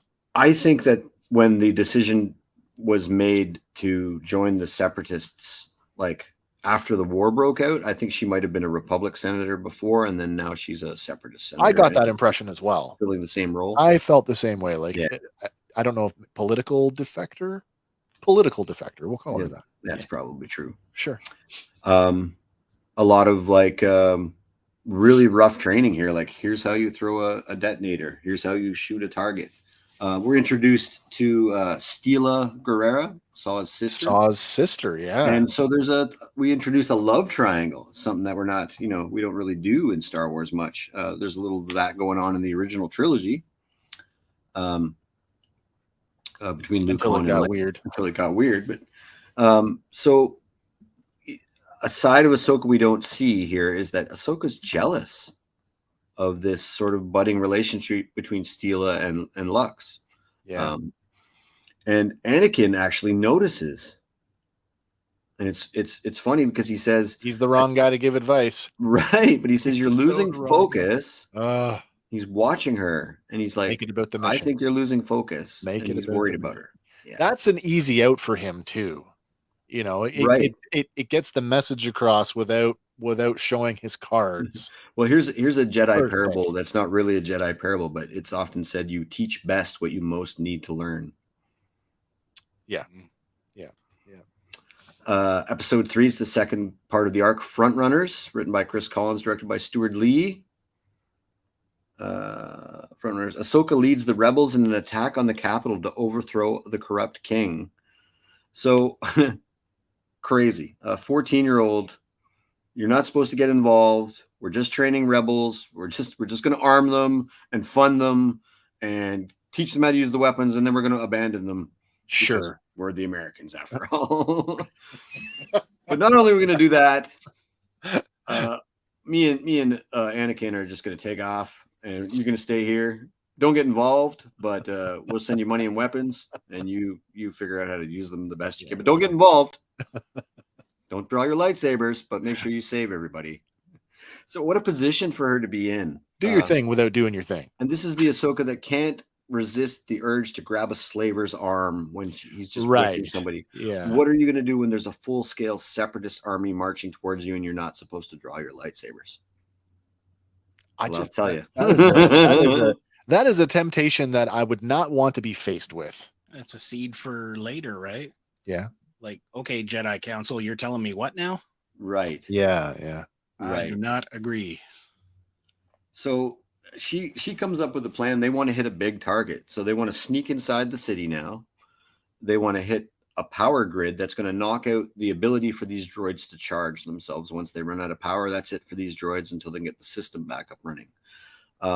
She's always about winning hearts and minds. She keeps talking about, let's make sure we want to get the people of Onderon on our side. So while we're doing all these terrorist acts and striking targets, we want to make sure that we're not striking infrastructure. We're not striking, this is the big one. This is the droid power station. So they come up with this idea through a series of events. They're successful. And in the end, Ahsoka's reporting back to Anakin and the Jedi Council. And let's see. Anakin warns Ahsoka to stay focused again, Lux Bonetary. Once again, he tells her that he understands what she's feeling. And she's like, you do? He's like, yeah, more than you know, but you must. And this is a quote, and this happens like 4 times in the next 2 episodes too. You must put purpose before feelings. Anakin, listen to yourself. Man. If you could hear that through your own ears, what would that sound like? What would that sound like? I'm gonna kill some younglings. Clone Wars season 5, episode 4, The Soft War. Written by Chris Collins, directed by Kyle Dunleavy. Ahsoka leads the Onderon rebels in an attempt to rescue their rightful king. Ahsoka is about to get involved when the episode description, she leads them. Yeah. Doesn't that say it? Yeah. So she's in the crowd when they're attempting their Saul Guerrero, by the way, gets captured. He's hot-headed. He doesn't want to acquiesce to, a little background here, he doesn't want to acquiesce to his sister's leadership, who she's very charismatic, good at tactical. She's an excellent fighter, and the people follow her. And much to his chagrin, he'd rather be the leader, but he's not. And so he decides, I'm going to rescue the king all on my own, and gets captured. Then they have to rescue them both. Ahsoka's in the crowd. There's a crowd of all these people from Onderon. They're bringing out the king, the old former king, to execute him. Yeah. And this is their opportunity to turn the tide. And they succeed, but it fails at the very end, and they're sort of all surrounded by droids, and Ahsoka's about to step in when the general who was in charge of the military decides, no, this is the wrong thing to do. We shouldn't be following separatists. We should be following what we were following before. And that he's acknowledging that this king is a separatist plant, and I no longer acknowledge your rule. And then just as about the droids close in on the whole group, everybody's about to get it. The king, Saw Gerrera, all their officers, Stila, and this new general. Ahsoka comes forward, and you can sort of see it here. I tried to get the best screen cap I could. Lightsaber drawn. Looks like she's doing the anime run. Let's do the anime run. She force pushes every single droid on the dais there and knocks them over and just destroys all these like 30 droids. Like, don't get involved. Wow, crazy powerful. And then, I mean, as a result of this, she has to report back to Obi and Anakin. Well, the separatists know we're involved now. And do they come to help her? They're like, no, the council can't help you. We can't really acknowledge you're there. You're on your own. But get ready to fight Dooku. We'll send you some more weapons and money. They literally say, yeah, get ready because Dooku's coming. So this is the Contra episode. Right. Tipping Point episode, season 5, episode 505. Yeah. Chris Collins written again, directed by Bosco. Where are we here? Tipping Point. The Separatists launch a massive attack against the rebels, and they are rebels, right? They are, yes, they are. Ahsoka is told by Obi-Wan to evacuate immediately and return to Coruscant. But Ahsoka is the Padawan of Anakin Skywalker, so she doesn't do that. Sorry, Master. Can't do it. And also we get to see like where she gets it, because behind the Council's back, behind Obi-Wan's back, Anakin goes and finds Hondo Inaka. It's your old buddy Hondo. Yeah, Kenobi. Skywalker.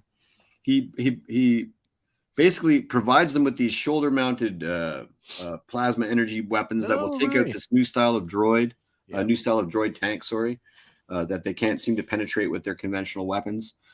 And Hondo delivers this, and once he sees that it's hot, he just bugs out. Ahsoka can scarcely believe that it's Hondo there. And they do in fact defeat us. They're not tanks, sorry, they're actual droid fighter bombers, a new class of fighter bomber. And it just wrecking havoc on the rebels, who by now I think a lot of time has passed. You get the impression that Ahsoka might have been here for months. Because now this is not well organized. That's yeah. And Ahsoka's also coming to terms, and again, you get the purpose before feelings again in this episode. And there's a scene where Stila and Lux kiss, and Ahsoka is like right in the middle. You can see she's on her mount there, and she sees them kiss, and she smiles to herself. And she's coming to terms with it. She's growing. And in fact, when they start to go into the battle, she hops on a winged creature, because the Onderons, they ride beasts into battle. It's pretty cool stuff. They kind of look like flying Gungans, actually.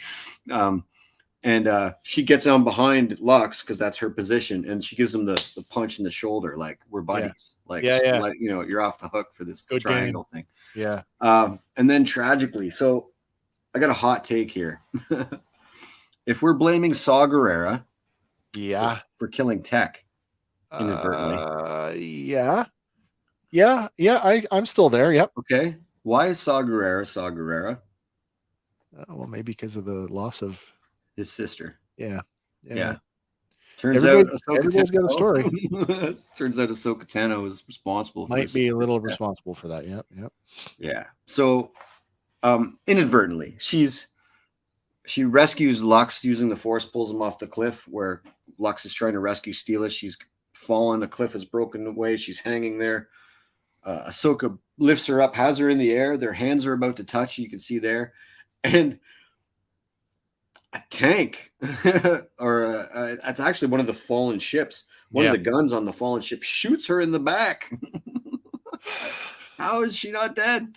Shoots her in the back. She falls unconscious, breaks concentration, and Stila falls to her death. And and we create Saw Gerrera. How essential is that to all of Star Wars? I think about Saw's return in Rebels, and I'm like, they didn't interact in that episode, did they? No, not at all. It would have been an interesting reunion. I mean, he's not blaming her, not as explicitly, but he's very cold at the end. Well, I'm sure he's definitely turned. They may not have agreed on, sort of the way to run their cell per se, but still, that was his sister. Yeah. Mm-hmm. Absolutely. He wanted her out of the way, so he and they could be reconcile like at the very end, where he goes, okay, well, you are seriously a good leader, and I will follow you, and that's what makes it tragic. And then so you get this thing where Ahsoka makes him the fighter that he is, trains him. And then is the catalyst for what breaks him and makes him become an extremist. Yeah. Wow. So essential, man. Clone Wars, another arc. We started a different arc now. Episode 6, Season 5, The Gathering, written by Christian Taylor, directed by Kyle Dunleavy. The Gathering, where's my notes? Ahsoka escorts a group of younglings to Ilum. Yeah, this is the Ilum arc. To earn their Kyber crystals. I like this one. It's most of the episode is pretty heavy on the kids. And that's why I kind of got a group shot of them. Some of the character, Gunji character, my favorite lightsaber of all time. Actually, the wooden hilt. Gunji's lightsaber, so good. Just the coolness of the Jedi lore here. How she's deemed worthy of being like how many clearly none of the other Padawans are here. That does bring up a good question. How do you get selected by the Grand Master of the Jedi Order to go on an archaeological meditation retreat? Right. I mean, I guess realizing her skill and her prowess and having been commendated several times for it, maybe needing a break from the war. That's actually where I was going to go next. Maybe that's the one. Forget the commendations. Forget all that. How about knowing that these kids are going to get there and back safely with her? Yeah. The toll that war can take on a person. Maybe this is, Yoda's way of pulling her back and reminding her about, other aspects of the Jedi Order. Of the Jedi. And it's very cool. Several times in this episode, she takes the lead in instructing them. This is why you're here. This is the most important part of becoming a Jedi. Yeah. If you fail this part of becoming a Jedi, you don't become a Jedi. Essentially, no, you don't. Yeah, you go to the guy who can use the Force to scrub dishes. TJC over on YouTube showing up a little bit late. Just finished streaming yourself. Well, glad to have you along for the ride, man. Awesome. We're still a little bit left. Clone Wars Season 5, Episode 7, Test of Strength. This is a no-brainer. This is a no-brainer. And especially because of now and what we got in the trailers. Yeah. First Huang. And man, do we learn a lot about Huang in this episode. The fact that he's designed every single episode, every single lightsaber the ever droid created, the droid. He's got as well as the memory of every Jedi who belonged to those sabers. Probably the most sort of important mind in the galaxy in terms of his knowledge. It's going to be very interesting to see what happens with this character by the time we get to the end of Ahsoka. Does Huyang survive that? Because that could play out in the Rey movie. Right. In trying to reestablish the Jedi Order. And what's the tragic thing here is that they lose the Crucible. That's right. And all of that, I mean, he's got it all up here, but they lose all of the hardware that he had on that ship. It's right, yeah. Like for people who aren't aware, the Crucible is essentially his do we call it the like a Saberforge? Academy Academy ship? Yeah. I would both those terms are perfect. Yeah. Hondo Inaka's back. This time he's not so much delivering weapons. Hey, I will kill you. He's quite despicable in this episode. Yeah, but he's a guy who, like he's I think he and Watto would be very tight.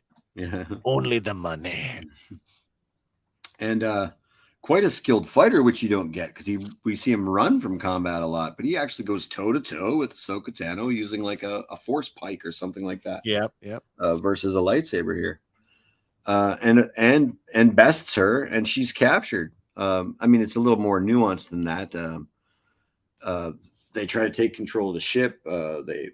They dock with it. She blows the airlock, and she's uses the force to like fight in zero gravity as she's like flipping around and kicking Hondo down the hall, forcing him. And then an errant pirate comes slamming into her, and she gets trapped into the ship as the kids jump into hyperspace. Right. Leave her behind.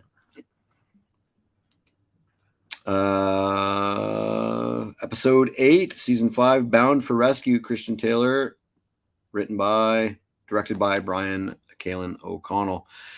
In this episode, Ahsoka is captured by the pirates, and her young charges must rescue her. So there's a completely destroyed Huang. One kid's got his head, another kid's carrying his body, another kid's, it's like 3PO from Empire. Yep. And they want to put him back together, but at the same time, they're all using this time to perfect their force abilities to construct their lightsabers. And there's a real cool moment when they actually join it's a weird side mission because there's a heavy battle going on with the rest of the Jedi. The Christophsis battle is actually happening while this is happening. Remember and it's the reason. Yeah. Remember that movie? It's the reason that Anakin and Obi-Wan can't help her. Right. At all. And the last thing Obi-Wan says is, do not go to Florum, whatever you do. And the kids are like, we're going to Florum. And it just occurred to me now, Admiral Trench. Admiral Trench. That's Trench. That's that guy. Tarantula guy. Trench. And they go to Florum to rescue Ahsoka, and they come up with a plan to infiltrate a circus act. And they do all this force assisted acrobatics and stuff. I would never believe a Jedi as a tumbler. No, but they're all wearing these cool like sort of circus costumes in this image that I've got here, and they look like wild looking Jedi with masks and seriously, really cool stuff. But just watching her students become, when a teacher is good, the students are even better, and it's nice to see her lessons coming to fruition in a way that like now she's being rescued by her students. And they're not like her students specifically per se, but a lot of personal stuff imparted there. And I think we've come to the end here. This is the last one. There it is. Season 5, episode 9, A Necessary Bond. Yeah. Written by Christian Taylor, directed by Danny Keller. Ahsoka and the younglings must now join forces with Hondo to repel an attack from General Grievous. And yes, in this episode, Ahsoka Tano has a lightsaber duel with General Grievous. Nice.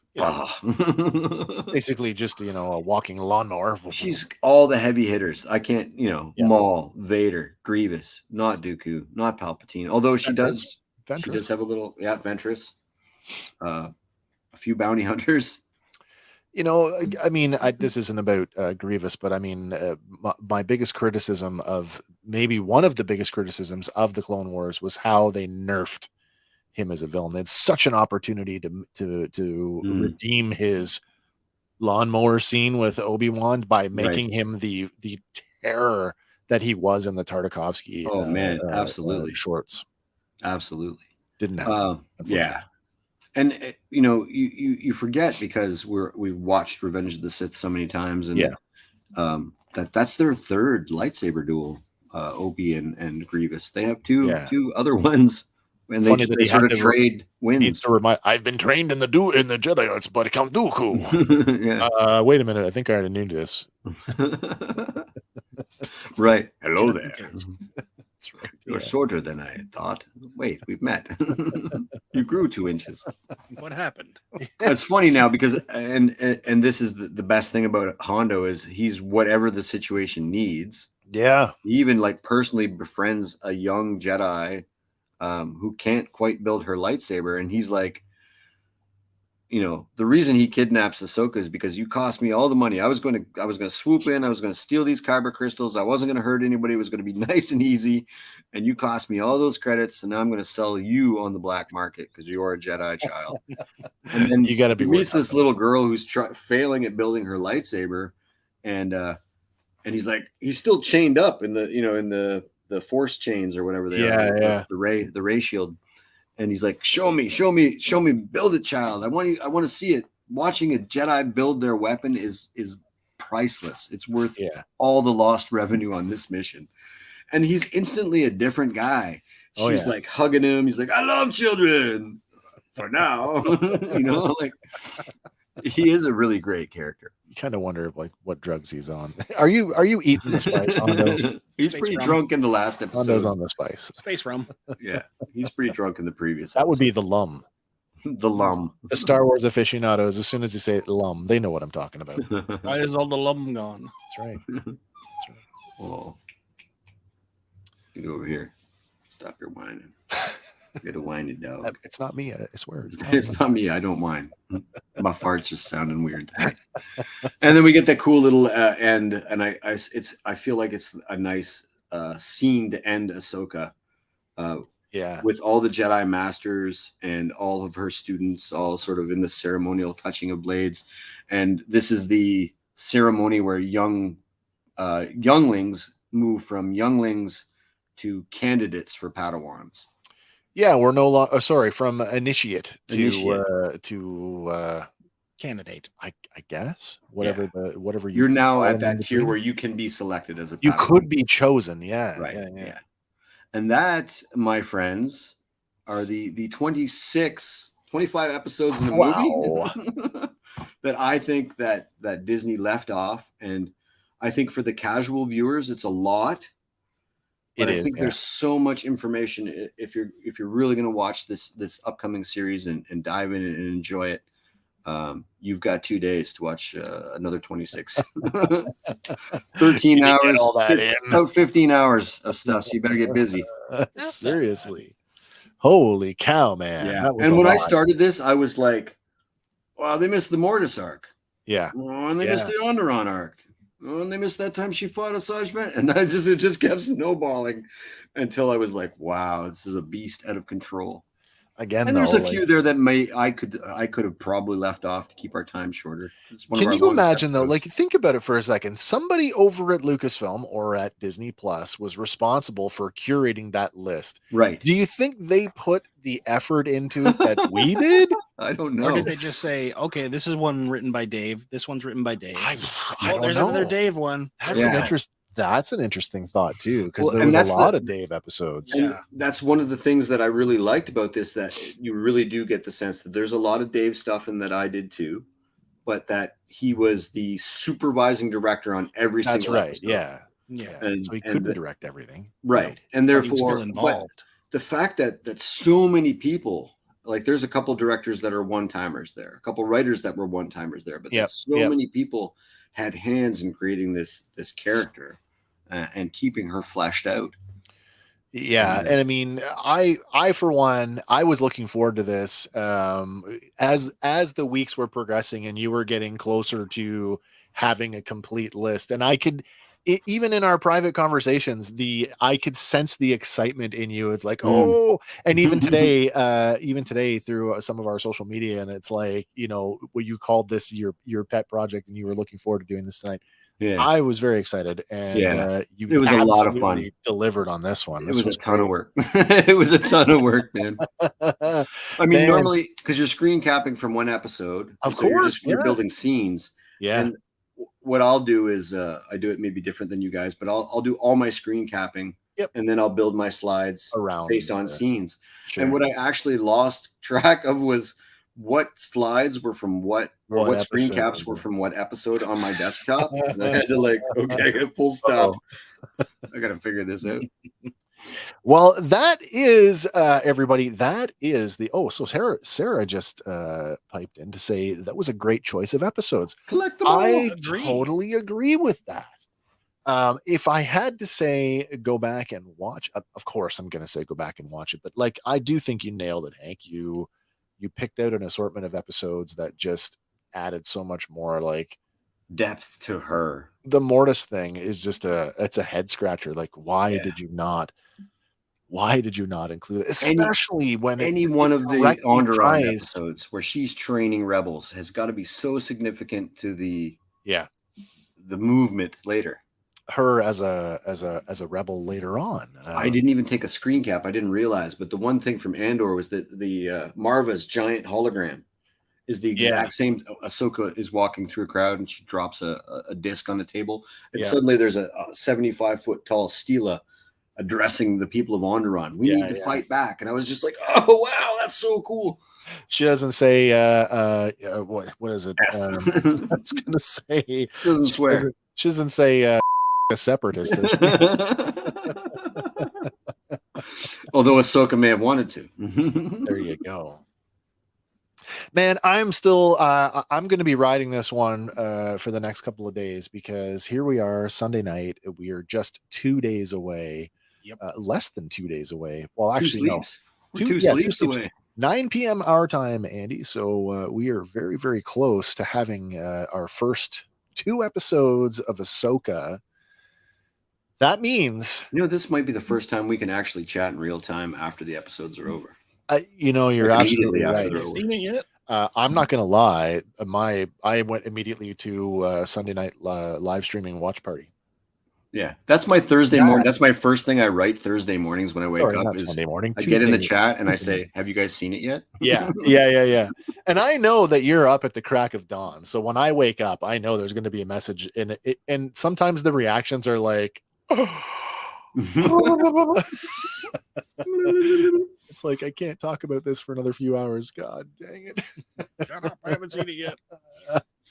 That being said, everybody, next Sunday night, come back and tune in for part 1 of new review Fandom series. Power presents Ahsoka Tano. Wicked. They write themselves. to laying that one down. They do. They really do. Stop write using themselves. A's and N's. We're screwed. We're done. Of course, if you want something a little lighter, a little less Star Warsy focused, you can always come and hang out with us on Tuesday night, where at least Andy and I will be here. Hank, if you're available, as always. We have our Tuesday night random fandom where we just kind of talk about entertainment and pop culture stuff that got our attention over the last week or so. We usually get messed up because we'll go to show on Tuesday night and stuff will have happened on Tuesday that we didn't talk about because it was too late in the day. Try and get as much as we can happen. Yeah, absolutely. But you can call us on the WhatsApp. Bring your news. Of course, yeah. We do have a WhatsApp link. It is in the description of all of our videos. It's on our Facebook page, and it's in the banner of our. Well, it's not in the banner anymore. YouTube changed their. Thanks, YouTube. Yeah. But it is in our associated. It's still there. It's in our links. You got to go digging. It's in our links. But yeah, you can call us up on Tuesday nights and have your fill of talking about entertainment, pop culture to your heart's content. And it doesn't have to be Star Wars. No. It could be Star Wars adjacent. Could be. It doesn't hurt if it is. No. I'll turn my hat backwards. Got a message, comment from Ray. Ray says, "Another awesome show, guys. Congratulations, and here's to many more." That's awesome. Man. Yeah, I can't believe tomorrow, 2 years of live streaming for us. That's super. Did you guys think we'd make it this far? No. Really? It's like genuinely, you did not think we would stick with it? I don't know. I didn't think we'd be still live streaming. I thought we'd be doing like that. We'd go back to pre-produced videos. And there's a part of me that says we should still be doing shorts. And it's always, I mean, we still have a list of things that we want to do. We got a bunch more on locations we got to do yet. That's right, but we're getting there. We're waiting for the appropriate time that nobody's going to get angry. I mean, there might be some dark times ahead. What's that? there might be some dark times ahead. Bob Iger is threatening a slowdown. Oh my god! Constantly. Yeah. Well, and there's that rumor with Apple. him dealing off all the channels to slim it down for sale to Apple. Man, I don't know what to make of that. Mandalorian season 4 may be only one episode long. If the movie rumors are true, we'll break it down into 14 parts because, like I said, God help us if we ever have to review a movie. By the way, double episode drop. We might as well be reviewing a movie. Right. That's going to be a fun one to do. I'm totally looking forward to this. Oh yeah, hell yeah. Filoni's in charge. It can't go wrong. Of all the ones that they announced way back in 2021, I think it was, might have even been earlier. This is the one that I've been like horse at the gate for. Yeah. And I was fully joking about Rebels season 5 for like a year and a half. I was like, the more you say that, I mean, and here we are, and the early screeners have already come out. So some of the we're going to see the first reviews here. We should be seeing them. It could be even be tonight. I don't know what if there's a media embargo on yet. Free reviews. Yeah. If nobody minds one, apparently Natasha Bordizzo is outstanding. I have heard that as well. Yeah, I have heard that as well. But pretty much everybody says if you're a Rebels fan, it's more of what you would expect, and you will like it. Excellent. I even actually saw one that said, if you've not watched Rebels, what are you waiting for? No. Because there was a big concern. Like, look at all the stuff we got from Ashley Eckstein and talking about like going and watching Rebels as a primer. This one review said, if you didn't watch it, you won't find it hard to keep up. But if you are a fan and you already know the lore, then it's just that much more enriched for you. Yeah. You'll notice a bunch. Yeah, exactly. But we're 1 week away. Man, anything you guys want to talk about before we sign off for the night? I think that we hit many nails on many heads tonight. Very many. It's been a long road, but it has been, and it's been you've got here. So much fun doing this. Can't wait to come back and talk next week about all kinds of new stuff. Yeah. When we get to lose our minds over all the things we haven't seen yet. Did you see it? Hopefully you guys will come back and hang out with us. We love having you guys along on the show. Love getting your comments in the live stream, and we look forward to a whole lot more of that. And without, I guess if there's no more for any more, it's me. It's all for all. All right. Until next time, everybody. For Fandom Power, my name is Wes. I'm Andy. And I'm Hank. And we will see you all on the next one. And bye for now, everybody. Pew, pew.